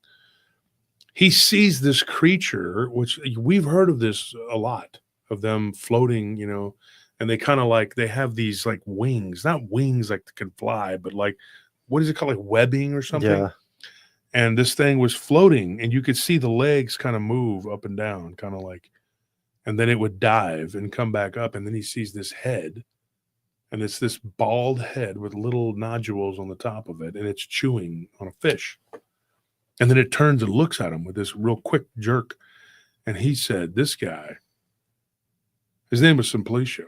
He's a Mexican national who's actually came here legally. He's getting his citizenship. He's a translator. He's working as a translator. And he says, dude, I saw this thing. He's like, and my nephew, he just thought it was a man, you know. So, but I thought maybe this guy could be drowned or something, you know. I go and I look. And he says, I see it. The head looked demonic, dude, and it was chewing on it. He said it was weird, though. It was like the teeth. You couldn't see the teeth. There was no differentiating between the teeth and the lip. It was like the lip. Yeah. Like it was like this. It's like this hard cartilage. Yeah. And so he told me, he says, he goes, the best way I could describe it, he goes, I'm not into cartoons and comic books. He's like, but my son, you know, who's now 15, he's like, he sent me this picture of what he thought it looked like. Do you know what it looked like to me? Ultron. Oh, yeah. Yeah. Yeah. So I'm sitting there and I'm, yeah, dude, it looked like, and then he took another picture that looked like this grasshopper type creature that his son's best friend, who's like an amazing artist, shout out to you, Edwin. That was incredible. But there was this art that he drew of from the description that his son and his 13-year-old nephew, you know, this happened several years ago when they were little, they were smaller. But he's like, dude, it looked like you could see how it has that jaggedy mouth, you know, on the pictures. Mm-hmm. And he said that's what it looked like. And it was just chewing on a fish. And then it just dove into the water and it didn't come back up. So it was like this pale crawler, but they didn't see it crawl. They didn't see it crawl. But it was like this, you know, whatever. I mean, it was a white creature, but the same sort of description look that this thing has from like what we've heard people say, you know, like they see this thing that looks like something that crawls around, goes up on a tree, turns its head backwards and crap. Yeah. They didn't see any backwards head turning, anything like that. But the way it was floating, and they could see like this, I guess like what was in between the arms and legs looked like a webbing. But here's a weird thing too. There were little hooks, like just right below, like right where the underarm was, right below that, there was like this little claw hook thing. And then down near the waist, there was another little claw hook thing that was sticking out of it. Yeah. And he's like, dude, he goes, it happened so quick. He goes, I couldn't even, he's like, I got my cell phone out. He goes, and this thing, it was like it knew that I was trying to take a picture of it. He goes, I tried to take a picture and this thing's just like, whoosh. So all he got was like this white blur. I mean, he did catch it, you know, technically, but it was a white blur. 11-11. We missed 11-11. But so, yeah, I don't know what that was. With Simplicio, thank you for sending that story to us. And he's got a cousin who's seen a dog man near Waxahachie, Wichita Falls. So we will be talking about that.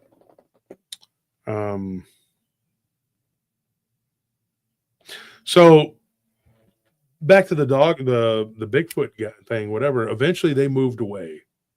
And they didn't, you know, but after he had moved away, there was a woman that moved into that area where they were at where the neighbors used to be to their west. And he told me, he says, that guy that used to have that property, he contacted him and he says, because he goes, I started kind of investigating it, you know. He said that this woman said that there was something that was crawling around on their roof. And they went outside, her and her husband and their teenage son, and they looked up on the roof, and they had another son and a daughter that were in the back of the house, so they could get a good angle on it, right? And he said that what they saw was this Bigfoot-looking creature, just like what they had described, the exact same creature, and it was crawling around, and like, you know, like it was on one side of the roof like that, and it crawled around the other side like a spider, you know, and then it went and crawled to the edge of the house and just leapt off of it, and it leapt like 30, 40 feet you know, like ungodly amount of distance, and then it got up and ran. And so, you know, very weird. Who is this person? Once again, I am leaving due to all this gossipy crapolas of no interest, time, nor anything I would consider valuable. Life lessons, not even close. Yeah, well, good for you. Take off and leave. Bye. We won't miss you. I'll make sure that you don't come back. In fact, I'll just go ahead and ban you and you delete your comments. See ya. Bye. Anybody else want to leave? We're okay with that too. I don't care if we lose half the audience as long as we get the real paratroopers in here. I want real people. All these gossipy. This isn't gossip. I just showed you exactly what they did in a group that's built toward destroying us. Why announce your departure? Just leave. Yeah, it's annoying. If I'm doing a show and I'm constantly being attacked, you know, along with me and friends and a lot of other people who are being messed with, why would you be okay with that? When they just announced that they were going to mass report us for misinformation and buying subs, which I do not do, why would you, if you're a real person, which I don't believe you are, why would you be okay with that? I just told you and showed you what they were doing. I just showed you. That's gossipy crapola? Gossipy to you? I don't think so. Dick Richard says nobody gives a shit. Exactly. Nobody gives a shit. Narcissist. She's over here like announcing it. I mean, there's probably a poll that you should be on right now. All right, with that kind of name. I've known two candies and that's what they did. So, you know, just sick of it. And I don't give a shit. Even if the show ends, I'm going to be honest with you. If I get taken down, good. Peace and quiet now. I can maybe live my life in peace. Mike gets what he wants, and the rest of you will suffer because he's going to rampage through the community like diseases, you know, like a disease. Because that's what he wants. Oh, just recognize my position as the shit starter, right? That's what you wanted me to do? And I wouldn't do it, so I get attacked. And a lot of these other people just sat back and, you know, oh, cool, we can do our shows while he gets attacked. Goodbye. It's kind of what happened. But that's fine because I'm built for this shit. You ain't going to beat me.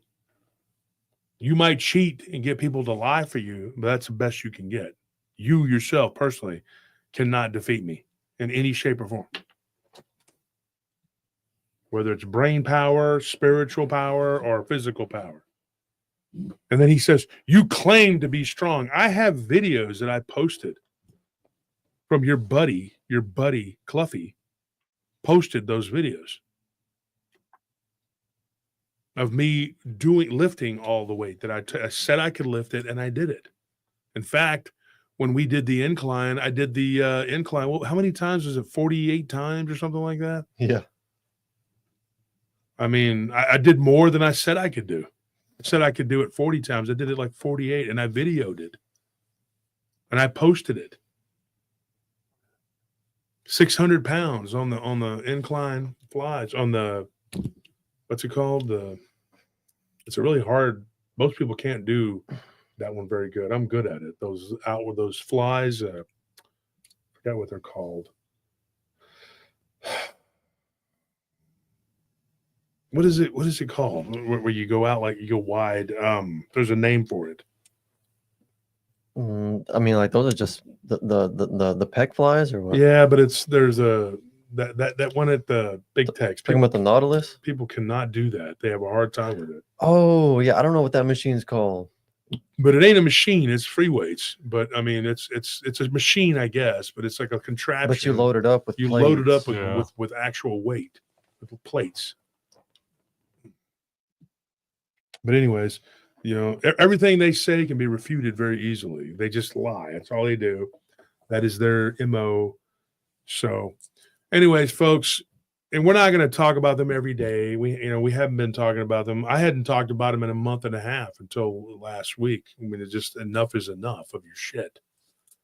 I don't remember what day it was. We finally said something about them because it just wouldn't stop. The reporting wouldn't stop, and they're messing with our sub count. They're messing with everything. YouTube slows you down, and then you don't get as much traction. So you see it in the form of not getting, butterflies. There you go. But you don't get the subs. Like, you go from getting like 2,000 subs a month to like 1,000 because of these dickheads. And that's why another reason why I just want to get off YouTube, because all they're going to do is just keep attacking us on YouTube. If you have a website, there's nothing they can do.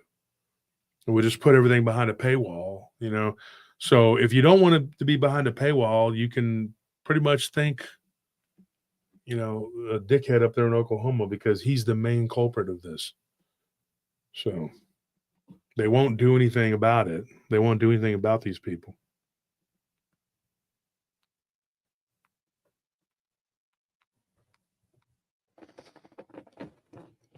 But turnabout's fair play. Don't cheat though, and do what he does. Don't just go up there and do me the favor. Do it right. Don't just go and report him. If he has a regular video where he's just talking about granny's panties or whatever it is he talks about, whatever it's called, granny's stories or whatever, don't report that, because that's not something that he's doing wrong. Report the ones where he's doing what he's saying, which is the harassment, the vitriolic hatred, and and then the misinformation. One of his videos, he talks about handling some kind of substance that was over $1 million a gram. It was some kind of, wasn't it? I think it was just gold, wasn't it? Yeah. I think he just said it was gold, was over $1 million a gram. And he had that douchebag on there going, "Wow, that's crazy. Whoa, that's amazing, man. I beat up a homeless guy one time." It's like, dude, look at this shit. I saw the clip of it, and I will not go to your channel, dude, and look at it. I will not give you a single view. People will take a clip of that and they'll show me some shit, and I'm like, look at this. I don't know how anyone can stomach watching it. But here is his triangle right here. Somebody just sent that to me. Look at that. Wow. No subs in the middle of it, then a triangle. Do you see what I'm talking about? Can you see that? Does that look like a normal algorithm? You live in a glass house and you're throwing stones. Thank you, Sandra, for sending me that. Look. You live in a glass house, dude. All right? You really do. Stop throwing stones. Because when we throw them back at you and everything shatters, you think that we threw some missile or boulder. All we did was throw a rock about that big at you.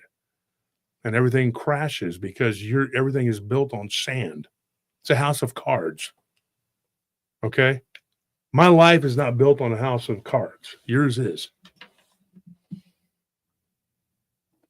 So it's just, just the ones where he's talking all that crap, all that, lies and spewing all that shit, he needs to be reported for harassment for that.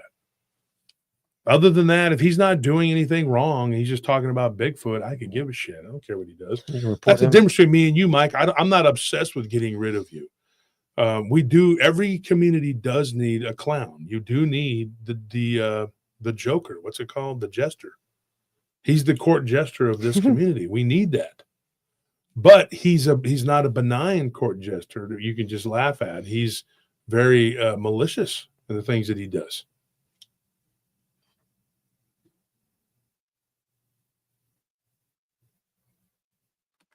That's interesting. What Quantum Potential just said. If anybody has knee problems, backwards jogging, ideally uphill, works instantly.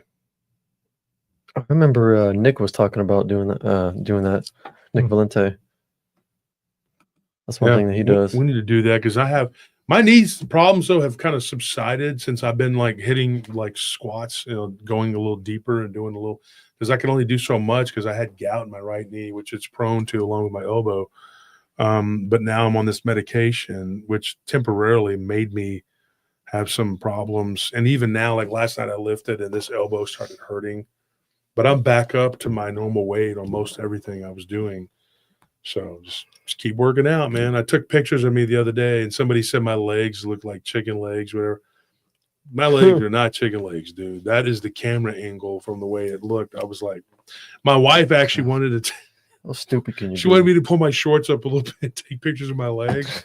And I'm like, and then show people my legs for what? Just to prove a point? Like, I was at the proctologist yesterday and the lady says, you have nice legs. You know, while she was putting the scope up there, she's like, "You have a nice legs. I like them. They're nice." She was like rubbing on them. She's like, "These are great. You got muscles." My wife's like, "Hey. Okay, you can't be examining his butt and touching his legs. There's no reason for that. Do one or the other." I was like a, you know, one of these women from Tijuana. You touch me, you pay me. She's like, okay. And when she left, I had dollar bills in my back. I don't know what was going on. What's up with that? But pray for me because I got to go get get the scope done and all that. Hopefully everything is okay. I'll be, you know, these people are sending things to me. That's what they do. Mm-hmm. They're evil. They're vile evil. I love how he goes, "They're the most evil. I've witnessed it myself." You wouldn't witness shit if you leave us alone. People, what you're calling evil is somebody defending themselves. These people. It's ridiculous, man.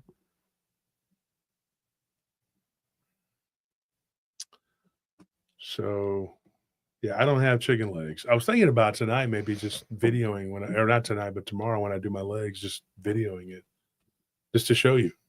Just because I don't mind. I just don't think it's, you know, like I don't go up there and set up a camera to watch me lift weights. Yeah. Oh, I hate that. I just go in there to work out and do what I got to do and get out of there. I hate seeing that in the gym. Yeah, I saw it yesterday and I was like, dude, there was a million people there trying to work out. Mm-hmm. Even though, because that gym gets busy. And then they bring those stupid tripods. And you're supposed to like work around these people and then they get mad at you if you. I walk in front of their. Yeah, I'm just. I walk in front of their videos on purpose. I don't. I don't want any trouble. I just, you know, it's always a woman. Yeah. I've never seen a dude in that one do it over the other gym we did, but there was some woman, and I don't want her getting the satisfaction of thinking that I'm trying to check her out, because that's what they'll do. They'll be like, "Are you looking at my butt?" And I'm like, "Well, yeah, they're just trying to take energy." You know, I'm not even paying attention to you, lady. Well, my main issue with it is like whenever they get on a machine and they have that stupid camera on, you can guarantee they're going to be there for like 30 minutes on that one machine. Oh God, that one dude, man, he was like living on that that decline. I was like, the last thing I had to do, man, and I needed to finish, and there was only 2 of those decline. He was just wouldn't get off of it. Kept looking at his phone. Finally, I said, "Hey," and he goes, "I'm almost done." 20 minutes later, I finally gave up. I was just like, "It's left." So here's what I think about these creatures that we have these issues with. I think that, like I've said before, and I'll say it again, these creatures are not normal. Normal things don't crawl around on a freaking roof. They don't crawl around and look and move around like spiders. I can tell you that. So you have these pale crawlers that do this too. You have these Bigfoot and Dogman creatures that do this. And you have these, I don't want to call them hybrids because I don't know that that's what they are. But you have these creatures that look like there's something between a Dogman and a Bigfoot. You're going like, what in the hell is this? Here's one of them I'll tell you about. And this one came out of McKinney, Texas. It's a suburb of Dallas. It's not even that far out of, but this was right outside of there. They were building a new subdivision about 10 years ago. It was 11 years ago. They were building a new subdivision. And I'm sorry, I want to get that right. 2016 would be 9 years ago. So they were building a new subdivision. There was a guy that was a security guard there. His name's Thomas. And he actually messaged me and he says, "Hey, I like your show, blah, blah, blah, blah, blah." And funny is one of our guards actually, what was that? Somebody out there? There was. I saw a light, like a flash, and I looked, and then the light was there, and then it was gone. I saw a light earlier. You saw that? A flash earlier, yeah. Well, anyway, better not be somebody trying to come and mess with us because you're going to put a big old awakening. But so this guy tells me, he says, "I'm a security guard," and he was a friend of a friend from a security guard who used to work for us. It says, "Hey, because I have a friend who has a bunch of security up there." And he says, "Hey, man, the guy I used to work for told me you had a show." And he goes, and then I met one of your other guards that had come up here to work because I had sent a guy to go do some work, a few years ago. And he says, "Dude, so I had an encounter with something." He's like, and I thought it was a wolf. He's like, I was doing my rounds and it was pretty wild out there. And I got out of my truck. He's like, and I only worked 3 days a week and I had a job, but I was laid off temporarily. And he says, I was working for this big company. And he goes, and so I was messing with my toolbox. He goes, and when I closed the toolbox to slam it, he's like, I heard there was an echo. He's like, after the toolbox, because a lot of those houses are partially built, they'll have the garages open. You hear the echo. Mm-hmm. And then he goes, I hear the echo of me slamming the toolbox. He's like, and then maybe a minute later, he hears that same noise, like redone. Like you could hear it, like it happened again. And he was like, what in the hell was that? He said, and then he goes, about 2 hours go by. And he goes, I thought that was really bizarre that there was this weird echo. He drops his flashlight out of the truck. He goes, I was getting really tired. I was going to go do a round so I could walk around, try to stay awake. And he drops his flashlight. He goes, I had this big, one of those big, like we used to carry all of those until we went to those Stingers, the big mag lights. And they can double as an ass beater if you need them to. And so he says it fell out of the truck onto the ground, onto the concrete. He says, and of course it made a little bit of an echo, but not much. He goes, and then there again. Maybe 30 seconds later, I hear the same sound. And he's like, and then I was like, hello? He's like, I hadn't spoken because I'm by myself. And then about 15, 20 seconds later, he hears the hello. Like a mimic. And so he was like, what in the hell? He goes, so I started to walk around. He goes, and I'm thinking something is not right, He goes, I come around the corner and we had these people who, the reason we were there is because somebody had been stealing the copper and everything out of these AC units. They were robbing them. He's like, and so I come around the corner and I see what looks like, by the light of the moon, like this blurry thing in between two of these houses. And I thought it was something that was standing near the air conditioning unit because you got that heat coming off of it, right? Because this was one of the houses that was almost completely done. And he goes, it was summertime, so he thought maybe it was the heat, making this thing look that way. And he's like, but it was at night. And he goes, and it was by the light of the moon.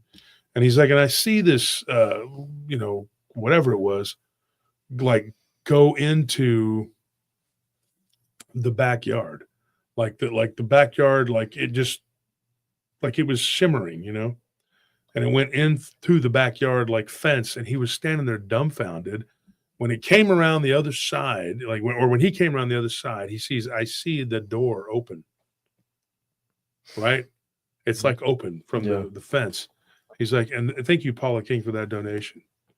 And this, whatever it was, came walking out the open. But he said he had done his patrols earlier and noted that the back door on each one of those, there's like two fences, two openings.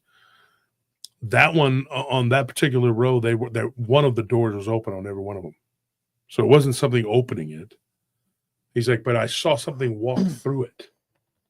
So Thomas is sitting there going like, what the hell is that? Because he goes, I could kind of see like something that was walking, and it was like every other step.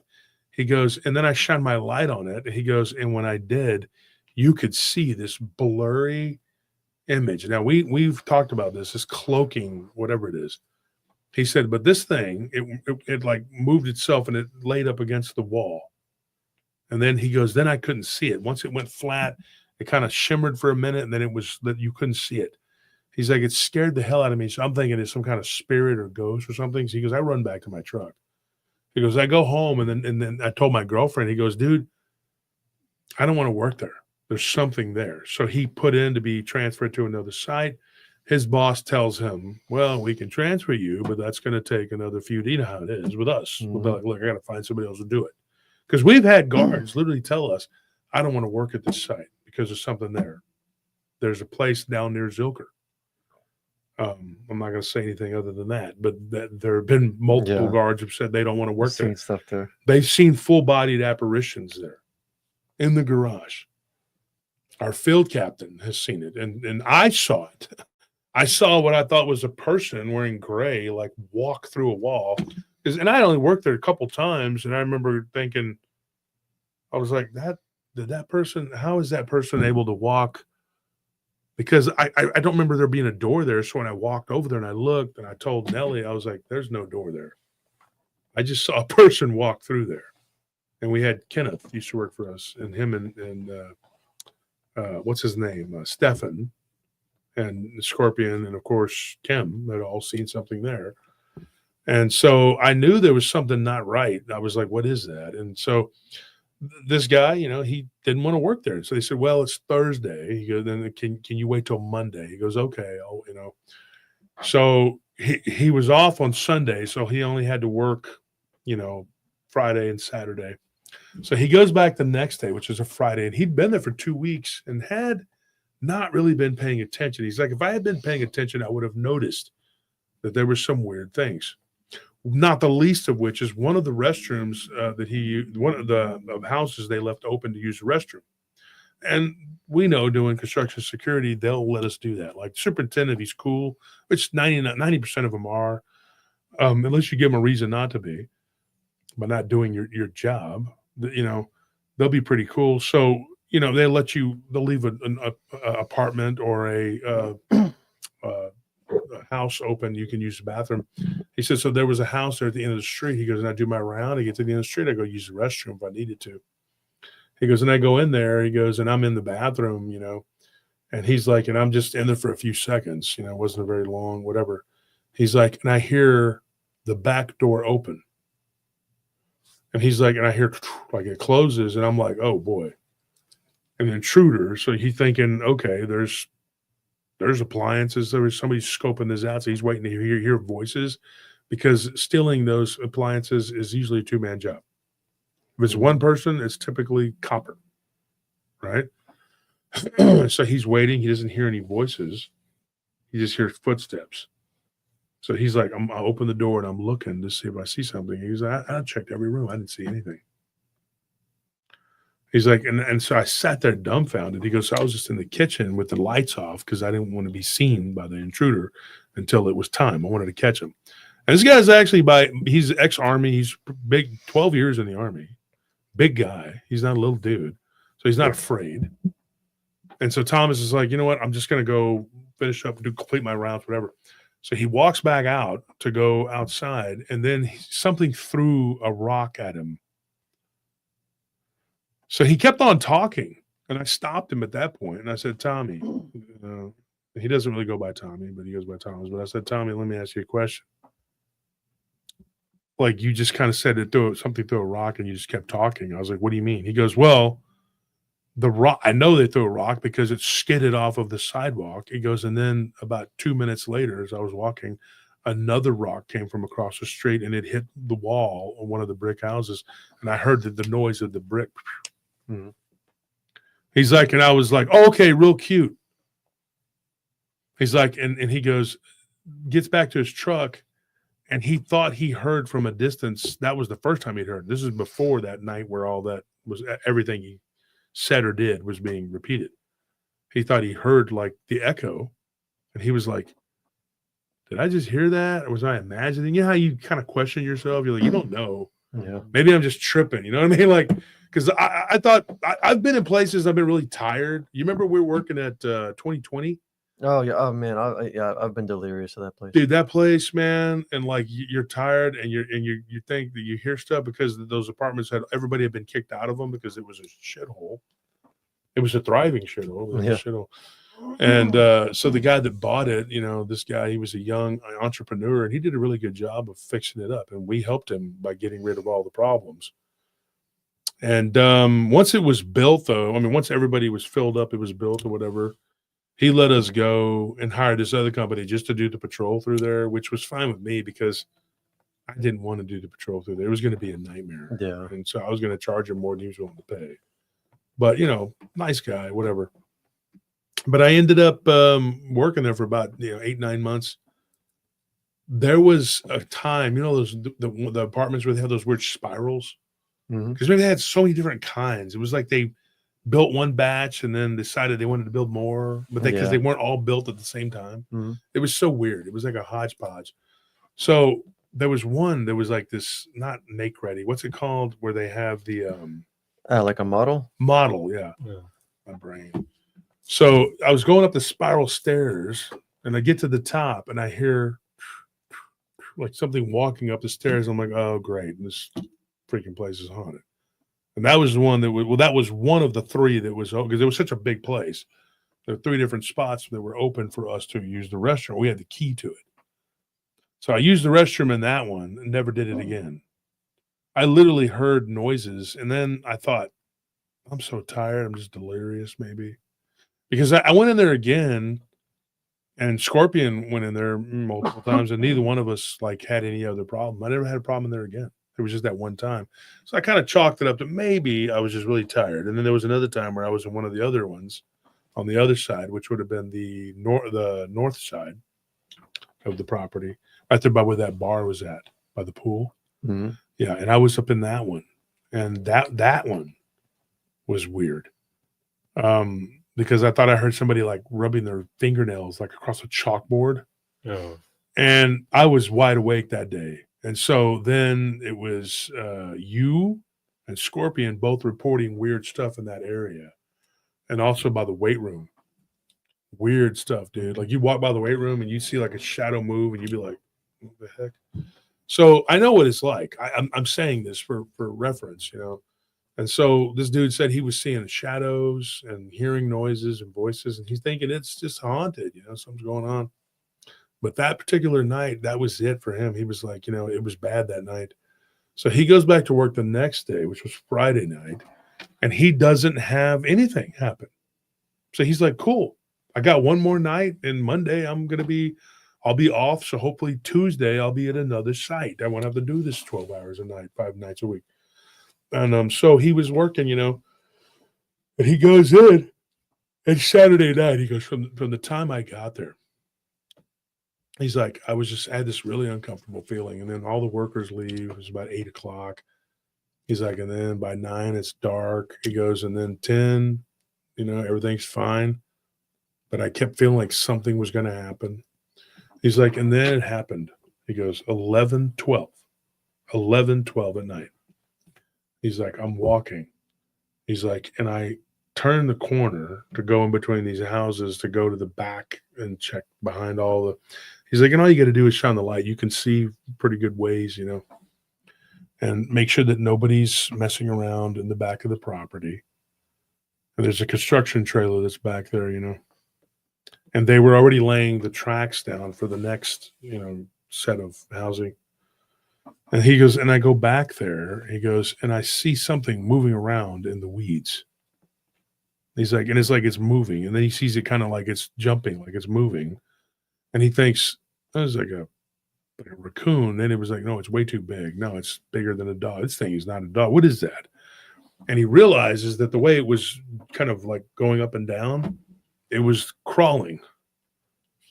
And the crawling is what got him, because he said that, dude, that there were these arms, but then when it lifted up its head, he goes, it kind of went like that, and he could see, you know, and then it kind of goes like this.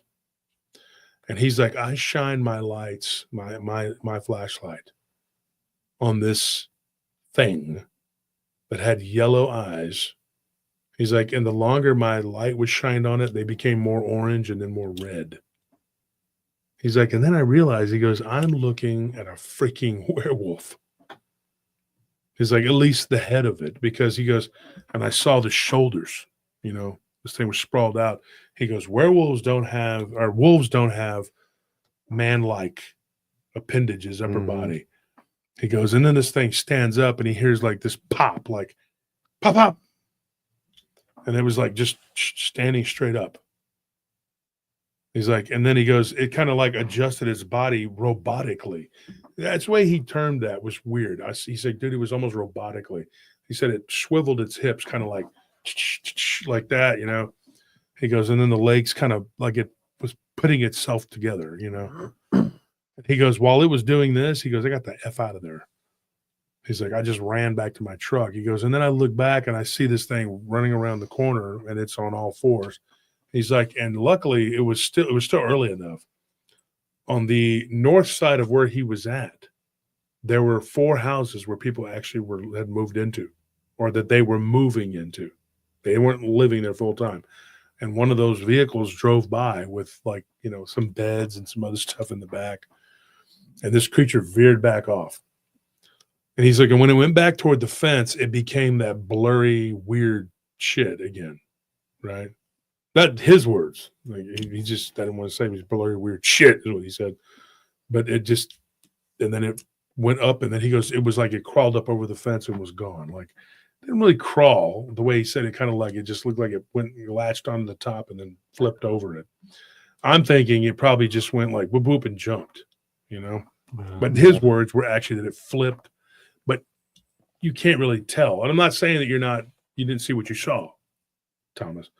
I'm saying that I think that's what it did, because, you know, he saw it go over the fence, but it was in this blurry, weird state. Yeah, you know, this on the effervescence level, you know. So yeah, it jumped over the fence, and he's just like, "What in the hell was that? What did I just see? What did I just witness?" You know. And so he asked me, you know, what I thought it was. And this guy's not like a listener of the show. He's a listener's friend. And the listener is somebody who used to work for us. And so he told him, he's like, you know, he said, I really, he goes, I started praying. And he goes, and he's like, I sat there for a little bit. I was talking to the people who had drove up, and I asked them if they had seen that. And they were like, what was that? And he's like, I don't know. And they said, well, it looked like a wolf. But they didn't see, because they were going like this, you know, with this trailer and a big truck. So they didn't see this thing go and do the somersault over or whatever, the climbing, jumping of the fence. They just saw what looked like a big wolf, you know? And so this guy, he asked me kind of jokingly, you got any work down there in Austin for me? I said, well, I can't guarantee that you're not going to see one down here, because we got them down here really bad. I said, I tell you what it is it's these damn caves down here. And so then he tells me, he goes, you know, there was a big giant hole that they had to fill in when they first started that build. And I was like, that is pretty good a clue that there's going to be some sort of, you know, wackiness that's going to ensue from these. So I can't promise somebody, hey, you know, come work for me. You're not going to see some weird shit, you know, because you might. You know, I think that's the whole thing too, is like what we're dealing with though is hard to comprehend. But I can tell you what it's not. And that is a natural animal. This is not an animal at all. I don't care what these idiots that don't like me say. They have Josh Turner derangement syndrome. Okay. So if I say that it's blue, they're going to say it's red. If I say it's green, they're going to say it's yellow. It doesn't matter, folks. Okay. They're going to do the opposite of whatever I tell you. And if I tell you that this is what I think it is, they're going to run out and say it's not, it's an animal. Mm-hmm. And they muddy the water so bad with their baloney. Melissa Bailey says demons. Yeah, I mean, some type. I mean, it could be some type, yeah. But what do you guys think of this last one? That's pretty gnarly. I mean, like, so, this one had the same, like, just to make sure it was the same cloaking as like that predator kind of like transparent, iridescent. Here's cloaking. The thing about that: the cloaking thing is, if that's what you want to call it, right? Maybe that's maybe it's cloaking, maybe it's not, maybe it's just because you can still see it. Yeah, it was. Maybe that's just its form coming from the other. I don't know. I mean, well, it sounded like pixelated, it was like weird, fractal. Yeah. Distance related or something, because it was like once it seemed like it got farther away, it started pixelating or whatever. So I don't know. So is it based on distance? And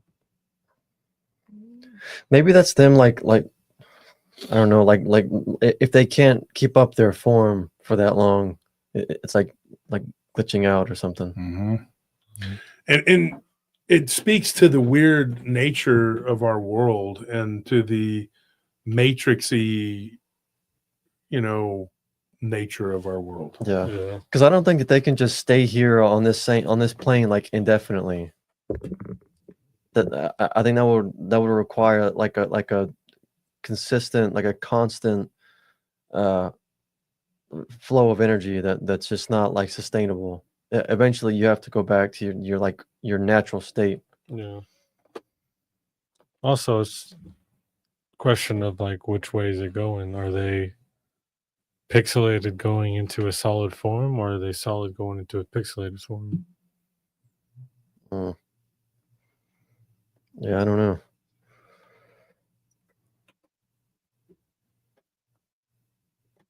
Interesting. What is Andres saying here? But yeah, that hole that they're talking about. There was this one property we worked for Snake Man, and I remember him telling me about them having like this hole on site where it was like it was probably big enough to fit a basketball in, but like because that hole was there, they had to like fence it off so nobody can go in there because like it opened up and went deeper like once you got past that narrow entrance. So like there's caverns all over Central Texas, and Oh yeah, definitely. and that's where these things come from. That's why there's so many sightings here, like in the Texas area, Central Texas especially, because it's all just hollow. Yeah. I wonder about, because he was telling me that one of the guards that had worked there before had gone missing. Mm-hmm. And like, I don't know that he had gone missing, and he doesn't know either. He doesn't know the guy's name. He just said that the guy just was not on post and his vehicle was left there. And then somebody came and got his vehicle, and the company that he worked for said that the guy had never come back to work or got his paycheck. Yeah. And he doesn't know the guy or who the guy is. And this was years ago. So he said the guy went missing. So I'm like, well, was there a police report filed? Was he a missing person, or what was the deal with that? And he just said, no, he goes, I didn't look into it. I just know that the management said that there was another guard there that had just left his vehicle and never came back to get it. And that was it. They had it towed, and he never came to get his check. And this thing was weird. smart enough to throw rocks too, instead of these aren't just like savage animals. They're either like they either have like a high level of consciousness, or they're not or they're people who are very deeply steeped in some black magic, and they've tapped into shapeshifting, because that's almost like that level of strategic intelligence. Yeah, it's almost like a human level of consciousness.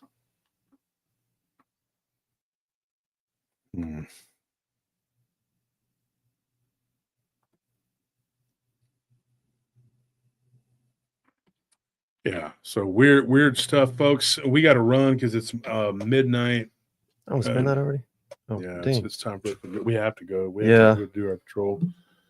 And thank you for tuning in. And sorry that we took up time talking about these people, but you need to know what's happening to us. If you love PRT and you care about us, thank you for the donations, everybody that donated. That helps immensely. Yeah, we appreciate everything. We don't have time to do the giveaway tonight. I promise we will try to get it done either tomorrow or Sunday. We'll do the giveaway. We're really pressed for time because we have a lot of work to do. Thank you to everybody who donated and put your name in green. We will get you on. We'll be back tomorrow. So we'll do the giveaway tomorrow. Yeah. And we'll do it again on Sunday. But we don't have time to even do the mail offs right now. So we just don't have time. And yeah, Andres, good comment. Tomorrow we're going to be talking about sea creatures, but we're going to talk about all kinds of other stuff too. I mean, it's a Lake Champlain where there have been so many sightings of a creature that lives in that water. And so it's definitely, if you're into the water cryptids like some people are, but we'll probably get into all kinds of stuff because I'm going to ask Katie what she believes about some of these other things too, what her opinions are. And we'll go down the rabbit hole like we always do. We always go down the rabbit hole. That hole is just always, you know, we're always traversing it. And be patient if you haven't gotten your stuff and you've won over the last couple of weeks. We just have not had time, or just, well, really just, it's just a time thing. We just don't have, you know, everybody's working all the time, and it's just been really, really balls to the wall. And spent, you know, hours the other day trying to run around getting these air conditioned units so that we wouldn't burn up and die in this heat wave. And now we're going to have to pay a bunch of money, you know, thousands of dollars to get our AC fixed. And it's out at the ranch too.